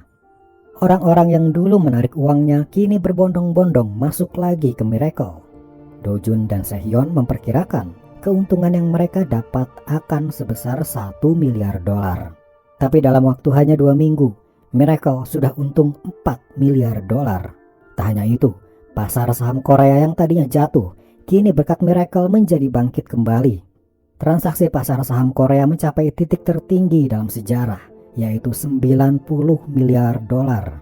Itu artinya berkat Miracle, seluruh pasar saham di negara Korea pulih hanya dalam waktu singkat. Dongki yang mengetahui hal ini langsung mengamuk. Bukan hanya karena dia kehilangan uang di Amerika, tapi semua saham yang dia jual karena kepanikan beberapa hari setelah tragedi, kini harganya naik. Tapi sayangnya saham itu bukan miliknya lagi. Perusahaan Sunyang Investment miliknya kini benar-benar terkuras habis. Saat itu muncullah Do Jun ke ruangannya. Dongki bertanya bagaimana Do Jun bisa selamat dari anjloknya harga saham akibat tragedi di Amerika. Do Jun menjawab dia hanya mengizinkan anjing tetangga masuk. Dengan kata lain, Do Jun dari awal sudah tahu kalau ada orang suruhan Dongki yang memata-matai Miracle dan membiarkan data Miracle bocor ke tangan Dongki. Kini Dongki harus bertanggung jawab atas hangusnya uang perusahaannya. Jika tidak bisa mengembalikan, dia akan terjerat kasus penggelapan uang. Hal yang sama yang sudah terjadi pada anak ketiga Ji Dang-chol tempo hari. Kini Do Jun datang untuk menawar bagaimana kalau Miracle membeli Sunyang Investment. Dongki tak bisa berbuat apa-apa. Uangnya sudah habis dan dia harus bertanggung jawab mengganti semua kerugian. Menjual Sunyang Investment pada Do Jun adalah satu-satunya jalan. Anak kedua Jin Yang Chol, Dongki, berhasil Do Jun hancurkan juga. Sepak terjang Do Jun ini membuat kakeknya ingin bicara sesuatu dengannya. Suatu hari, Jin Yang Chol datang menjemput Do Jun dan mereka mengobrol di mobil. Lalu di luar dugaan, Jin Yang Chol berkata, "Aku akan memberikan perusahaan induk keuangan Sunyang kepadamu." Tapi belum sempat Do Jun menjawab, sebuah tragedi terjadi. Sebuah mobil menabrak mobil Jin Yang Chol dari samping. Lalu dari arah lain, sebuah truk datang dengan kecepatan tinggi. Tapi tanpa disangka, seorang pegawai Sunyang sekaligus pegawai Do Jun datang menghalangi. Dia merelakan dirinya ditabrak truk untuk melindungi Do Jun dan Jin Yang Chol. Berita kecelakaan ini segera sampai ke telinga para anggota keluarga. Mereka langsung mendatangi rumah sakit untuk mengetahui kondisi ayah mereka. Ketika dokter keluar dari ruang ICU, dia berkata Jin Yang Chol mengalami koma dan tidak tahu kapan dia akan tersadar. Semua keluarga merasa syok. Tapi bagaimana dengan Do Jun? Bagaimana kondisinya? Ketika kecelakaan terjadi, berkat pegawai Sunyang itu, Do Jun hanya terluka di bagian kepala dan selebihnya dia baik-baik saja. Bahkan di TKP, dia bisa mengobrol dengan pengawal khusus Sunyang. Mereka diberi tugas oleh Do Jun untuk menyelidiki siapa sebenarnya dalang di balik semua ini. Karena di saku supir truk yang menabrak, ditemukan sebuah kertas bertuliskan plat nomor mobil Jin Yang Chol. Artinya, si supir truk memang mengincar mobil berplat nomor di kertas itu, sengaja untuk dia tabrak. Di rumah sakit, Do Jun memasuki sebuah ruangan. Tak disangka, ternyata Jin Yang Chol sedang duduk di atas kasur. Dia hidup dan tidak koma. Para anggota keluarga Sunyang tak ada yang tahu kalau Jin Yang Chol memalsukan kondisi komanya itu. Mereka kini mengobrol di sebuah ruangan. Anak pertama dan anak kedua tengah berselisih mengenai kondisi perusahaan induk keuangan Sunyang. Yongki berpendapat perusahaan itu harus segera dibuat dan disahkan. Tapi Dongki, anak kedua, berkata kalau saat ini tidak tepat untuk membuat perusahaan. Mereka tahu perusahaan induk keuangan Sunyang kemungkinan besar akan diberikan pada Dojun atas rekomendasi Jin Yang Chol. Karena belakangan ini ayah mereka itu melihat Dojun sebagai kandidat terbaik dan mereka merasa terancam. Di saat perselisihan mereka semakin memanas, ibu mereka memarahi mereka berdua. Di saat ayah kalian sekarat, masih berani-beraninya kalian mengkhawatirkan perusahaan. Amarah ibunya itu membuat semuanya terdiam, tak ada yang berani bicara lagi. Kembali pada Jin Yang Chol, dia kini berada di ruangan yang dirahasiakan. Hanya Dokter Dojun dan Pak Lee sebagai asisten Jin Yang Chol yang tahu kalau dirinya baik-baik saja. Jin Yang Chol menduga kecelakaan ini disengaja dan dalang di balik ini adalah salah satu di antara ketiga anaknya. Menurut Jin Yang Chol, perusahaan baru yang akan diserahkan pada Dojun telah membuat mereka iri dan merasa tersingkirkan. Dengan membunuh ayahnya, mereka akan bisa segera mewarisi Sunyang dan Dojun bisa mereka singkirkan.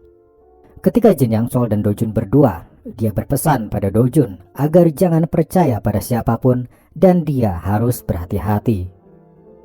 Dojun kembali ke kamarnya dan mendapatkan Min Yong ada di sana. Min Yong khawatir akan keadaan Dojun. Dojun tiba-tiba memeluknya, menumpahkan beban dan ketakutannya akibat tragedi yang baru ia alami. Min Yong juga tahu ini bukan kecelakaan, melainkan percobaan pembunuhan. Sementara itu, pengawal Wu yang bertugas untuk menyelidiki kasus ini menggeledah apartemen si supir truk. Dia menemukan beberapa petunjuk, di antaranya beberapa korek bertuliskan sebuah tempat judi. Pengawal Wu mendatangi tempat itu dan bertanya apakah ada yang mengenal si supir truk. Dia berhasil bertemu dengan seorang pria yang merupakan kenalan si supir. Tapi ketika pengawal Wu mencari info lebih dalam, si pria itu tidak tahu apa-apa. Sehabis mereka mengobrol, si pria bergegas pergi dan terburu-buru masuk ke sebuah tempat. Di sana dia langsung membereskan barang-barangnya hendak pergi. Tiba-tiba pengawal Wu datang ke situ. Ternyata si pria adalah komplotan si supir truk.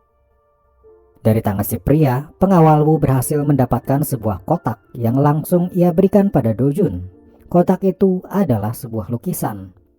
Ternyata lukisan itu adalah bayaran atas misi pembunuhan yang dilakukan si supir. Si dalang sengaja membayarnya dengan lukisan bukan dengan uang. Karena jika dengan uang dan ditransfer, kemungkinan pihak polisi akan menelusuri nama rekening tersebut. Min Yong segera menyelidiki dari mana asal lukisan itu. Dia pun mendatangi salah satu galeri lukisan yang ternyata itu milik Hyunmin, istri dari cucu pertama Jin Yang Chol. Ketika ditanya, Hyunmin berkata lukisan itu dicuri sebulan lalu dan kini ia tak tahu ada di mana lukisan tersebut. Kembali pada Jin Yang Chol, kini dia tahu dalang pembunuhan ini bukanlah ketiga anaknya, melainkan sepertinya cucu sulungnya atau istrinya, atau mungkin keduanya. Lalu tiba-tiba Jin Yang Chol bertingkah aneh. Dia langsung merasa ketakutan. Raut wajahnya memancarkan rasa takut yang belum pernah ia tunjukkan sebelumnya. Dia bahkan tak mengenali Dojun dan berlari menghindar seperti anak kecil. Kejadian ini langsung dilaporkan pada dokter. Dokter berkata sepertinya akibat dari benturan dari tabrakan membuat otak Jin Yang Chol yang sudah terkena kelainan mengalami delirium. Delirium adalah kondisi kebingungan mendadak dan bisa dibilang si pengidap bisa berubah menjadi orang tidak waras. Beberapa hari kemudian, Jin Yang Chol terlihat sedang bersiap-siap untuk pergi. Hari ini adalah hari rapat dewan mengenai dibukanya perusahaan induk keuangan Sunyang. Dia bersikeras ingin datang ke rapat itu karena dia ingin merekomendasikan Dojun sebagai kandidat CEO. Dojun dan Pak Lee terlihat cemas dan berkata kalau sebaiknya Jin Yang Chol istirahat saja. Tapi Jin Yang Chol tetap ingin pergi dan tak bisa dicegah. Tiba-tiba Dojun membuka jendela dan kakeknya disuruh melihat pantulan bayangannya. Ternyata dirinya lupa memakai celana. Ini adalah salah satu efek penyakit deliriumnya, sehingga dirinya menjadi pikun dan kebingungan. Tapi Jin Yang Chol langsung berteriak tak terima kalau dirinya pikun dan meracau. Dirinya ini Jin Yang Chol, pimpinan tertinggi Sunyang yang hebat itu. Dojun meneteskan air mata, melihat sendiri bagaimana kakeknya yang dulu hebat dan ditakuti, kini perlahan menjadi orang bingung dan tidak waras. Akhirnya rapat itu diadakan tanpa kehadiran Jin Yang Chol.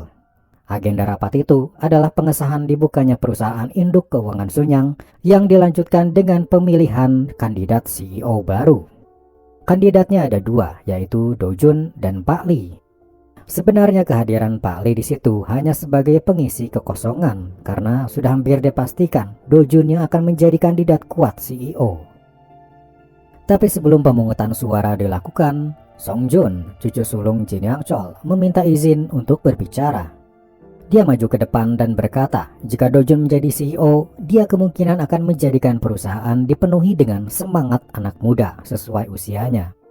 Lalu bagaimana dengan para pegawai senior seperti yang sedang ada di ruangan ini? Bisa jadi kemungkinan akan dibuang dan Dojun lebih memilih pegawai baru yang lebih muda. Makanya dirinya kini menyarankan untuk meminta tambahan kandidat.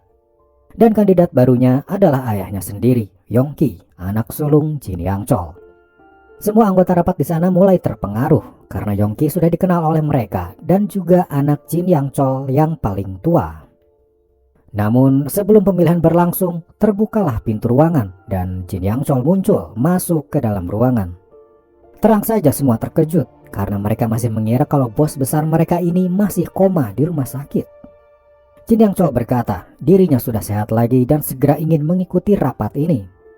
Tanpa basa-basi, dia berkata kalau dirinya merekomendasikan Dojun sebagai CEO perusahaan induk keuangan Sunyang tanpa menghiraukan pidato cucu sulungnya tadi. Semua yang ada di sana langsung patuh dan mengangkat tangan, tanda mereka setuju jika Dojun menjadi kandidat CEO. Acara pemilihan CEO akan dilakukan beberapa bulan lagi dan kemungkinan besar semua pegawai akan memilih Dojun pada saat pemilihan nanti. Tapi bagaimana Jin Yang Chol terlihat sehat? Padahal pagi tadi deliriumnya kambuh. Sebelumnya di rumah sakit, Jin Yang Chol mengobrol dengan dokternya dan bertanya apakah ada obat yang membuat deliriumnya tidak kambuh selama 2 jam saja. Dokternya berkata itu bisa dilakukan, tapi itu akan membahayakan nyawa Jin Yang Chol. Jin Yang Chol bersedia mengambil resiko itu. Maka sekarang jadilah Jin Yang Chol berada di rapat itu, terlihat sehat karena pengaruh obat. Ketika rapat selesai, dia mulai bersalaman dan berbincang dengan para pegawai di sana. Song Jun, sang cucu sulung, kemudian berkata, bisakah kakek ceritakan masa lalu ketika kakek memulai Sunyang? Jin Yang Chol tiba-tiba terbata-bata, sepertinya tidak bisa mengingat masa lalunya. Ini sepertinya efek deliriumnya membuat si pengidap kesulitan mengingat kejadian yang sudah lama terjadi. Song Jun sepertinya sengaja membuat kakeknya kambuh karena entah dari siapa dia kini tahu kondisi kakeknya yang tidak waras itu. Untung saja Dojun segera menghampiri kakeknya dan langsung mengajaknya pulang masuk ke dalam lift. Di dalam lift, Jin Yang Chol langsung meracau, berkata dirinya masih ingat kejadian itu. Setelah selesai meracau dan berteriak, dia tiba-tiba kencing di celana. Deliriumnya semakin parah. Dojun pura-pura marah dan ikut berteriak. Lalu dia menendang ember yang ada di situ untuk menyamarkan air kencing dengan air di dalam ember agar si pegawai di dalam lift tidak curiga. Jin Yang Chol hanya bisa meratap melihat cucunya mengelap air kencingnya sembari melihat cucunya itu menahan tangis. Kita beralih dulu pada pengawal Wu. Dia kini berada di sebuah galeri lukisan. Dia bertanya apakah dia bisa bertemu dengan pemilik galeri di sini. Ketika mengobrol, dia melihat ada beberapa cap di kertas yang bisa menjadi petunjuk. Cap itu mirip dengan cap di kertas bertuliskan plat nomor milik si supir truk.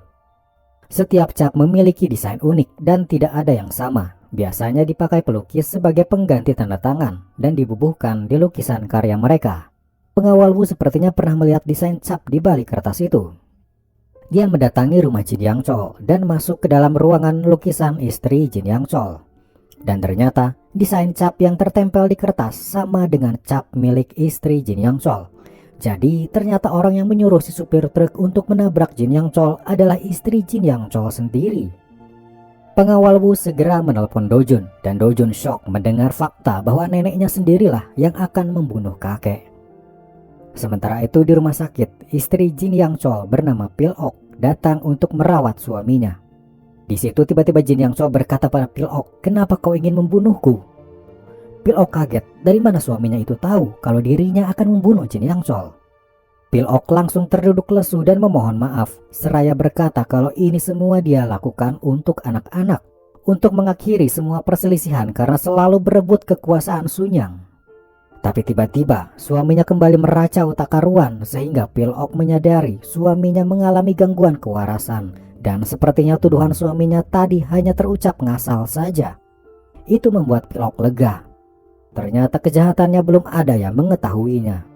Lalu ketika Dojun datang ke situ, ternyata Pilok sudah meminta kepada dokter untuk memulangkan suaminya itu dan dirawat di rumah saja.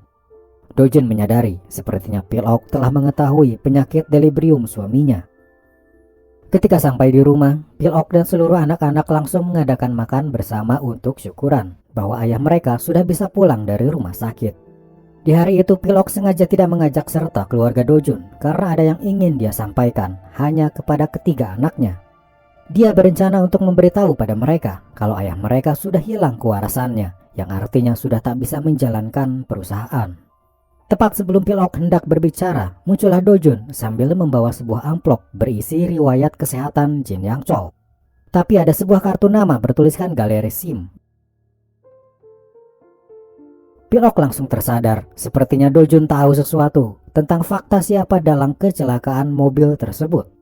Ketika mereka berdua mengobrol di galeri lukisan pribadi Pilok, Dojun berkata, "Aku tahu, neneklah dalang percobaan pembunuhan aku dan kakek." Pilok tak bisa berkutik karena Dojun punya semua bukti, dari lukisan hingga cap unik milik Pilok sendiri yang ada di kertas bertuliskan plat nomor itu. Dojun berkata, "Aku akan merahasiakan ini kalau nenek juga merahasiakan kondisi ketidakwarasan kakek. Jika ada orang yang tahu kalau kakeknya itu tidak waras, maka Dojun akan membongkar kejahatan Pilok." Hari-hari pun berlanjut kembali dan Jin Yang Chol kini banyak berada di rumah tapi masih mengawasi perusahaannya lewat laporan Pak Lee dan Dojun. Suatu hari, salah satu produk Sunyang Motors, yaitu mobil bernama Apollo, mengalami penjualan yang sepi. Mengetahui hal itu, Dojun berkata, "Aku akan membuat Apollo menjadi mobil yang akan banyak dibeli orang asalkan kakek mengizinkanku mengelolanya." Jin Yang Chol menyetujui hal itu. Tapi ketika Dojun tak ada, dia merenung. Di antara semua anaknya terlihat Dojun mulai perhatian pada dirinya, seolah mengasihaninya. Dan ini akhirnya membuat Jin Yang Chol berpikir untuk merubah surat wasiatnya. Beralih pada Dojun, kini dia memberikan presentasi apa yang harus dilakukan Sunyang Motors untuk menaikkan penjualan mobil Apollo. Kebetulan bulan depan nanti akan ada Piala Dunia yang akan diadakan di Korea dan Jepang. Dojun berencana untuk beriklan di saat Piala Dunia berlangsung. Dia berkata, "Jika tim Korea Selatan berhasil mencapai babak semifinal dan kita beriklan terus, penjualan mobil Apollo akan menyentuh 1000 unit, penjualan akan meningkat." Awalnya para pegawai lain tak percaya dan meremehkan tim Korea Selatan karena belum pernah dalam sejarah tim sepak bola Korea Selatan mencapai semifinal. Bahkan masuk 16 besar saja mustahil. Tapi Dojun sudah tahu di masa lalunya Korea Selatan akan berhasil maju hingga semifinal, maka dia berani mengajukan strategi beriklan di Piala Dunia. Dan ketika akhirnya Piala Dunia berlangsung, iklan mobil Apollo sudah terpampang di mana-mana dengan tulisan memberikan semangat pada tim sepak bola Korea Selatan agar terus menang. Pertandingan demi pertandingan berhasil dimenangkan tim Korea Selatan dan iklan mobil Apollo juga terus terpampang di seluruh Korea. Hingga akhirnya tim sepak bola berhasil sampai semifinal. Penjualan mobil Apollo melejit drastis mencapai 20.000 unit mobil. Pencapaian yang luar biasa, bahkan hingga tertulis dalam Guinness Book of Records. Lagi-lagi Dojun berhasil membuat perusahaan Sunyang menjadi lebih besar dan lebih sukses. Kembali pada Jin Yang Chol, ketika Pilok dan Hyung Min mengobrol di dalam ruangan, lalu Pilok keluar, dia menemukan suaminya sudah terkapar di lantai tak sadarkan diri. Dojun kebetulan baru datang dan mendengar tangisan neneknya itu. Dia syok melihat kakeknya tergeletak di lantai. Jin Yang Chol langsung dirawat intensif karena keadaan yang sangat gawat. Suatu hari, Dojun terlihat memasuki kamar rawat Jin Yang Chol sambil membawa sebuah dokumen. Ternyata itu adalah dokumen sertifikat Guinness Book of Record atas keberhasilan penjualan mobil Apollo dan Dojun ingin memperlihatkannya pada kakeknya itu. Tapi tiba-tiba mesin detak jantung Jin Yang Chol berhenti. Jin Yang Chol telah meninggal dunia. Beberapa waktu setelah pemakaman Jin Yang Chol, semua anggota keluarga berkumpul di satu ruangan dihadiri oleh notaris. Notaris akan mengumumkan wasiat dan warisan kepada masing-masing anggota keluarga. Setiap anggota keluarga diberikan warisan berupa bagian saham di Sunyang atau kawasan tanah di suatu tempat. Tapi ketika giliran Dojun, dia ternyata tak mendapat apapun. Terang saja semua kaget, karena selama ini Dojun adalah cucu kesayangan kakeknya dan telah terbukti mampu berbisnis dengan sukses. Tapi Dojun tak mewarisi sepeser pun dari harta kakeknya itu. Setelah acara bagi-bagi warisan, Pil-ok sang nenek juga mengumumkan satu hal penting. Ternyata selama ini Pil-ok memiliki 17% saham Sunyang Insurance. Pil-ok berencana untuk memberikannya pada salah satu anggota keluarga. Sementara itu, Dojun yang tidak diwarisi apapun kini sedang melakukan sesuatu.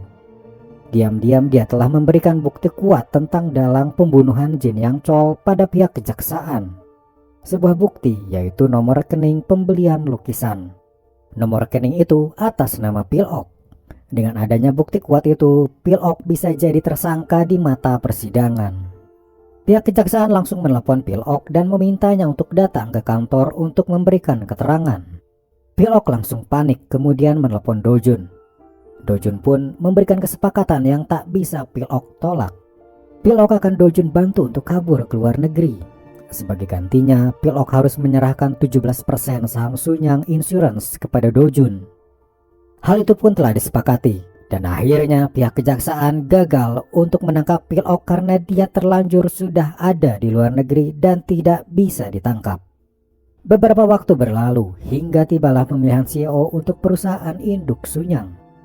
Seperti yang diketahui beberapa waktu lalu, ketika Jin Yang Chol datang tiba-tiba, dia merekomendasikan Dojun sebagai kandidat kuat dan rekomendasi ini bisa dibilang perintah dari Jin Yang Chol.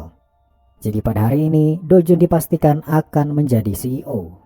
Tapi tiba-tiba sebelum dilakukan pemilihan, semua HP pegawai berdering.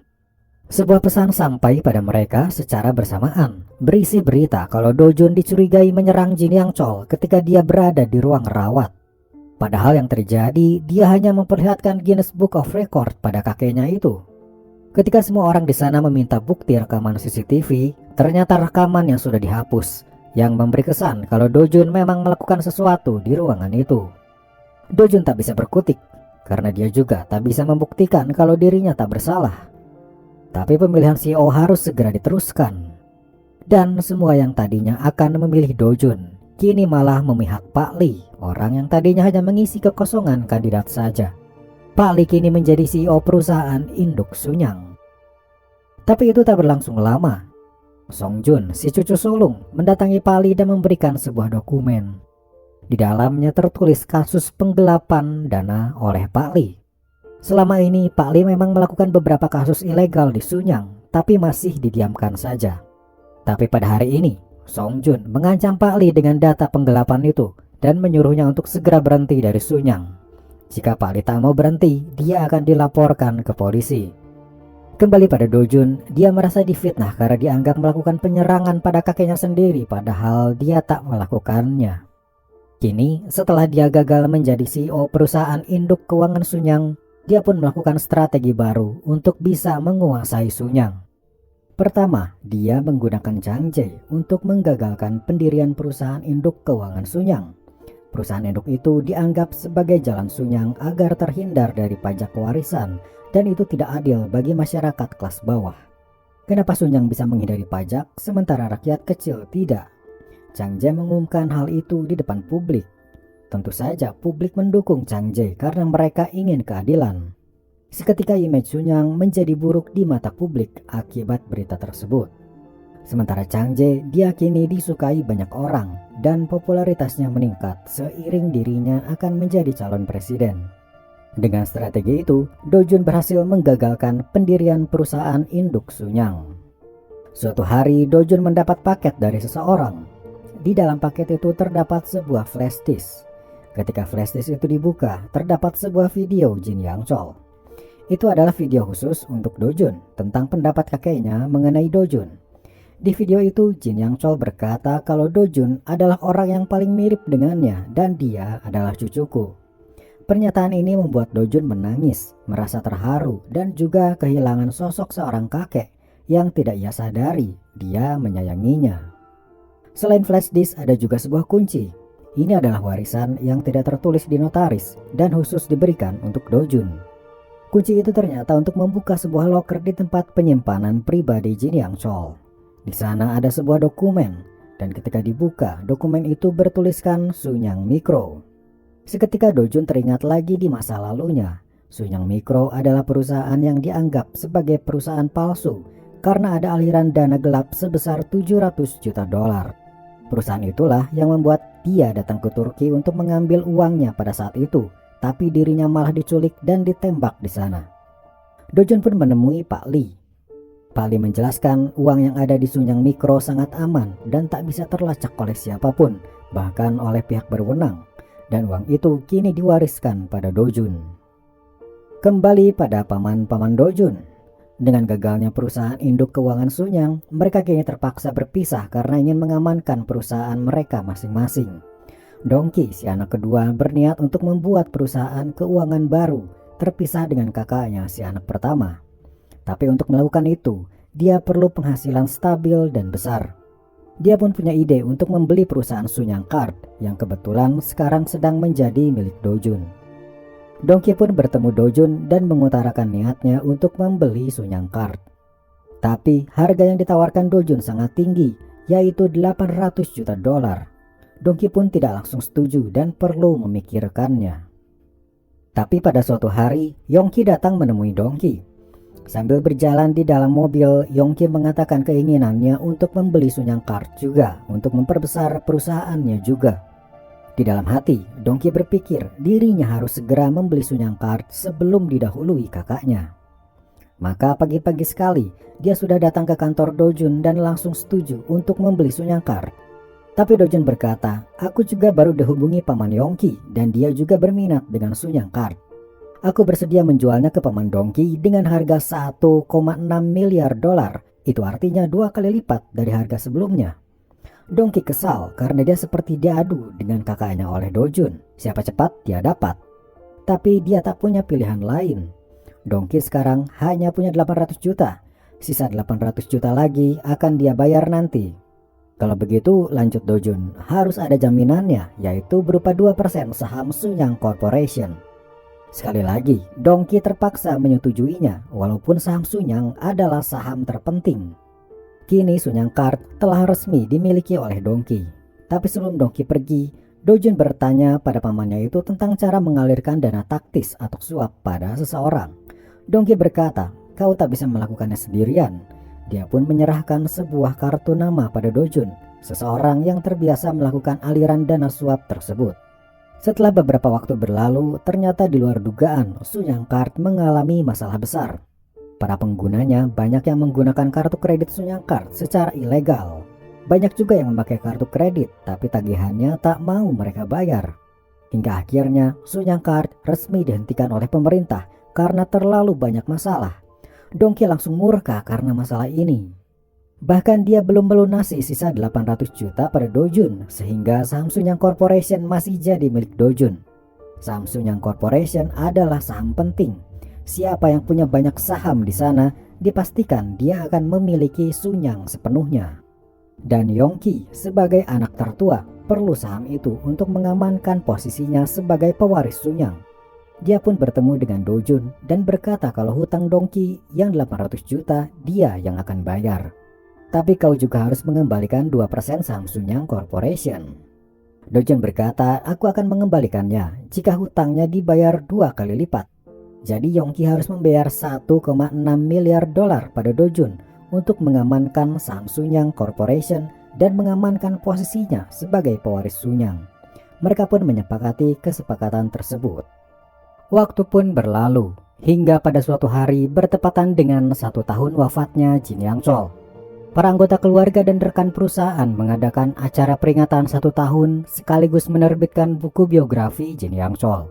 Yongki terlihat sedang di dalam ruangannya, kemudian datanglah Dojun ke situ. Dojun menyampaikan sesuatu yang mengejutkan, yaitu dirinya kini adalah pemegang saham Sunyang Corporation yang terbesar, dan dengan ini maka Yongki, sang anak tertua, tidak bisa mewarisi Sunyang. Yongki kaget mendengar fakta itu dan murka. Ternyata ketika dulu dirinya mengurus semua masalah tentang gagalnya perusahaan induk dan juga Sunyang Card, diam-diam Dojun mendapatkan saham Sunyang Corporation dengan caranya yang tidak terdeteksi. Kini Yongki pun tidak bisa dengan mudah mewarisi Sunyang karena pemegang saham terbesar sekarang adalah Dojun, bukan dirinya. Pada suatu hari, kantor Dojun kedatangan pihak jaksa dan langsung membawa surat penangkapan Dojun atas kasus dana taktis atau dana suap. Dia diduga melakukan suap kepada salah satu kandidat calon presiden beberapa waktu lalu. Sebuah bukti lain yaitu seorang pegawai Dojun bernama Asisten H terlihat di sebuah CCTV sedang mengepak kotak apel yang ternyata di dalamnya adalah gepokan uang tunai. Ironisnya, yang menangani kasus ini adalah Min Yong. Setelah lama mereka jarang bertemu, mereka harus bertemu dengan cara seperti ini. Tapi Min Yong tetap profesional dalam bekerja. Dalam bukti rekaman CCTV itu, selain ada asisten H, ternyata ada juga asistennya Dongki bernama asisten Kang. Dia berkata, dana ilegal itu adalah atas perintah Dongki, dan asisten H yang merupakan pegawai Dojun sebelumnya adalah pegawai Dongki juga. Dongki pun dipanggil kejaksaan dan ditanyai. Setelah selesai interogasi, istri Dongki datang ke kantor kejaksaan untuk mengunjungi suaminya itu. Kasus ini hampir dipastikan akan menyeret Dongki. Istrinya berkata, kalau kita terseret, maka aku akan menyeret yang lain juga. Istri Dongki tahu kalau ternyata istri Yongki, si anak sulung, melakukan penggelapan dana juga di perusahaan Sunyang. Dia melaporkan itu pada kejaksaan. Di tempat lain, ketika keluarga Yongki makan malam, dia mendapat laporan kalau kantornya akan digeledah. Awalnya dia masih tenang karena semua dokumen mencurigakan sudah disembunyikan. Tapi yang tak ia sangka, ternyata istrinya pernah keceplosan berkata pada istri Dongki tentang penggelapan dana yang dilakukan dan dokumennya ada di kantor lain. Kantor lain inilah yang akan kejaksaan geledah. Kini Dongki dan Yongki, kedua anak Jin Yang Chol, didakwa melakukan penggelapan dana. Di kantornya, Min Yong tersadar semua keberhasilan kasus ini awalnya adalah ketika Dojun ditangkap. Dia baru menyadari sepertinya Dojun memang sengaja membuat dirinya tertangkap agar semua kasus penggelapan dana Sunyang bisa terkuak. Ini semua adalah rencana Dojun untuk menghabisi kedua pamannya itu. Min Yong awalnya marah karena sepertinya Dojun mempermainkan hukum. Tapi ternyata semua kasus itu benar adanya dan Dojun hanya berusaha membantunya saja.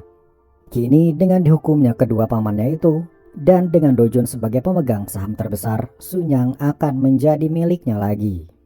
Dojun pun meminta Min Yong agar mereka bisa kembali menjalin hubungan seperti dulu. Tapi Min Yong masih ragu pada Dojun. Kalau begitu, kata Dojun, jika memang kita ditakdirkan berjodoh, mari kita bertaruh. Di koran terlihat seorang atlet angkat besi wanita. Dojun berkata, di Olimpiade nanti atlet ini akan memenangkan medali perak. Jika itu benar, maka kita akan bertemu lagi dan mari kita menikah.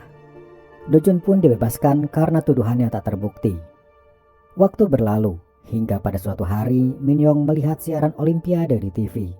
Dia melihat ketika seorang atlet angkat besi wanita berhasil mendapatkan medali perak. Dia pun teringat perkataan Dojun waktu itu. HP-nya berdering dan Dojun ternyata ingat akan janji itu. Dojun berkata, aku akan ke kantormu sekarang. Min Yong pun menangis bahagia. Di perjalanan, Dojun melihat sebuah mobil berhenti di depannya. Sepertinya mogok dan terlihat supirnya sedang menelepon di luar. Dia berkata pada asisten H, tunggu saja sebentar, mungkin sebentar lagi mobil itu akan jalan. Tapi tiba-tiba sebuah truk dengan kecepatan tinggi melaju dan menabrak mobil Dojun dari belakang. Dia langsung bersimbah darah dan kondisinya antara sadar dan tidak. Dalam kondisi setengah sadarnya itu, dia melihat supir mobil di depannya tadi perlahan semakin jelas. Wajahnya adalah wajah dirinya. Apa yang sebenarnya terjadi? Dojun ada dua. Dojun mulai membuka matanya dan dia dikelilingi oleh para perawat. Mereka berbicara dengan bahasa asing, bahasa Turki. Dojun ternyata sudah kembali menjadi Hyunwoo. Dia mencoba kembali mengingat apa yang sebenarnya terjadi. Dia ingat dirinya ditabrak truk dari belakang dan langsung tak sadar. Tapi kini dia kembali menjadi Hyunwoo. Dia pun meninju kaca kamar mandi karena kesal. Ketika keluar dari kamar mandi, dia melihat Min Yong, tapi kini mengenalnya sebagai Hyun Woo, seorang manajer keuangan Sunyang. Datang ke Turki karena ia ingin melindungi Hyun Woo sebagai saksi tentang kasus ilegal Sunyang. Setelah Hyun Woo dinyatakan baik-baik saja oleh pihak rumah sakit, dia pun kembali ke Korea. Di bandara, tiba-tiba dia didatangi pihak kejaksaan wilayah lain dan mereka mendapatkan surat perintah untuk menangkap Hyun Woo atas pencurian uang 700 juta yang masuk ke rekening pribadi Hyun Woo.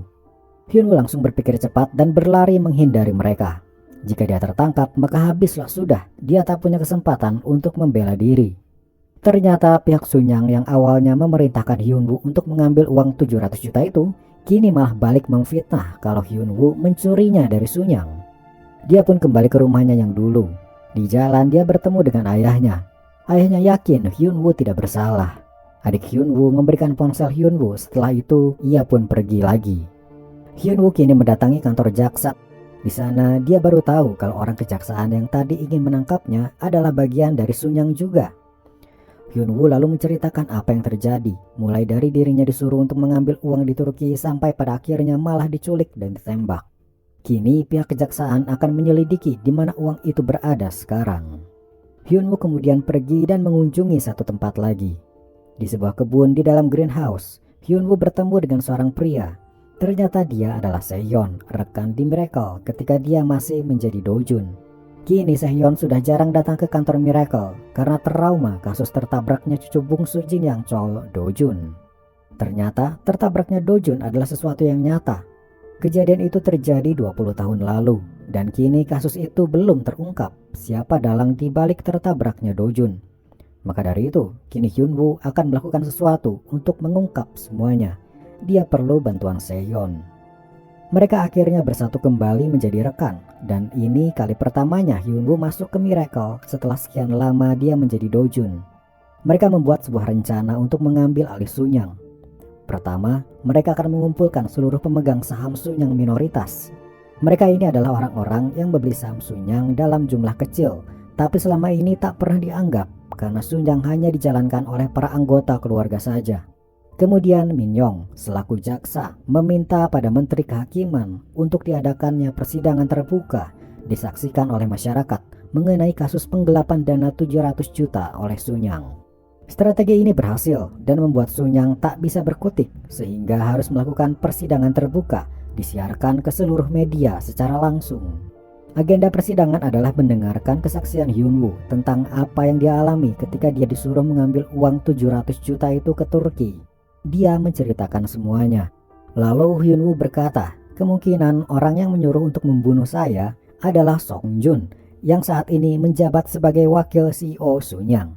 Karena Yongki, sang CEO Sunyang masih terbaring sakit akibat serangan jantung. Setelah selesai Hyun Woo bersaksi, pihak jaksa memanggil satu saksi lagi. Ternyata dia adalah asisten H. Ketika dia mengenalkan dirinya, dia malah bercerita tentang atasannya bernama Dojun. Dia langsung bercerita tentang bagaimana kecelakaan 20 tahun lalu itu menewaskan Dojun. Saat itu dia menjadi supirnya Dojun. Lalu dia berbalik dan melihat Hyun Woo. Lalu dia berkata, kau ada di sana kan waktu kejadian tabrakan itu? Jadi 20 tahun lalu ketika tragedi itu terjadi, mobil yang berhenti di tengah jalan adalah mobil Hyun Woo. Saat itu Hyun Woo masih muda dan baru masuk menjadi pegawai Sunyang. Dia disuruh oleh atasannya untuk menghentikan mobilnya di tengah jalan dan menelepon. Tanpa ia tahu, ternyata Hyun Woo muda dijadikan bagian dari rencana pembunuhan Dojun. Ketika tabrakan terjadi, Hyun Woo muda langsung melihat siapa korban yang ada di mobil yang tak lain adalah Dojun. Hyun Woo muda langsung menelepon atasannya dan menceritakan kalau ada seseorang mati di sini. Ketika dia menghadap atasannya yang bernama Pak Kim, Pak Kim berkata itu memang bagian dari rencana. Hyun Woo ketakutan karena dia merasa menjadi bagian dari pembunuhan. Pak Kim berkata, kau tak perlu menanyakan hal macam-macam. Apa yang Sunyang perintahkan, kau hanya perlu melakukannya, jangan ada pertanyaan. Hyun Woo muda keluar dari sana dan berniat menelpon polisi. Tapi dia teringat akan kemiskinannya dan bagaimana dia sangat butuh kerja saat itu. Sehingga dia mengurungkan niatnya untuk melapor ke polisi. Dia pun menutupi kasus pembunuhan itu demi agar dia bisa terus bekerja di Sunyang. Sejak saat itu, Hyun Woo muda pun mencoba untuk menghilangkan semua ingatan tentang kejadian tabrakan tersebut. Kini Hyunwoo teringat lagi semua masa lalunya itu. Dia kini harus melakukan sesuatu agar semua kasus bisa terungkap. Dia menelpon adiknya dan meminta untuk mengambil sesuatu yang ada di dalam pot tanaman di apartemennya. Di dalam pot terkubur bersama tanah ada sebuah flash disk. Di dalamnya adalah file yang sangat berharga. Ketika persidangan dilanjutkan, tiba-tiba Hyunwoo memutar file itu yang ternyata berupa percakapannya dengan Pak Kim ketika terjadi kecelakaan 20 tahun lalu. Lalu suara seseorang terdengar juga, yaitu suara Yongki, sang anak sulung. Ternyata dalam pembunuhan Dojun 20 tahun lalu adalah Yongki. Seluruh persidangan kaget dan langsung mencecar Songjun, anak Yongki, dengan pertanyaan apakah semua ini benar. Songjun rupanya bersekongkol juga dengan ayahnya dalam kasus ini. Dia langsung mengamuk dan mencoba untuk menghajar Hyunwoo. Songjun langsung diamankan oleh pihak berwajib. Persidangan itu kini berhasil membuka kasus yang 20 tahun lalu terpendam. Sementara di rumah sakit, Yongki yang masih terbaring, mesin detak jantungnya terlihat mati. Dia meninggal tepat ketika kasus pembunuhan ini terungkap. Kasus ini membuat semua produk Sunyang diboikot. Seluruh masyarakat Korea tak mau lagi membeli produk Sunyang. Lalu anggota keluarga Sunyang juga akhirnya mengundurkan diri dan melepaskan semua hak mereka dari Sunyang. Dan karena semua keluarga Sunyang sudah tak ada di Sunyang, hak manajemen Sunyang diserahkan pada Miracle. Suatu hari, Hyunwoo sedang berjalan-jalan, tak sengaja dia bertemu dengan Minyong. Kini dia tak lagi memakai pakaian hitam karena dulu dia selalu memakai pakaian serba hitam untuk menunjukkan bahwa dirinya berduka atas kematian kekasihnya Dojun. Setelah semua fakta terungkap, sepertinya Minyong sudah bisa move on dan menjalani hidupnya dengan lebih damai. Oke guys, itu dia seluruh alur cerita drama Reborn Rich. Sampai jumpa di alur cerita berikutnya ya. Bye.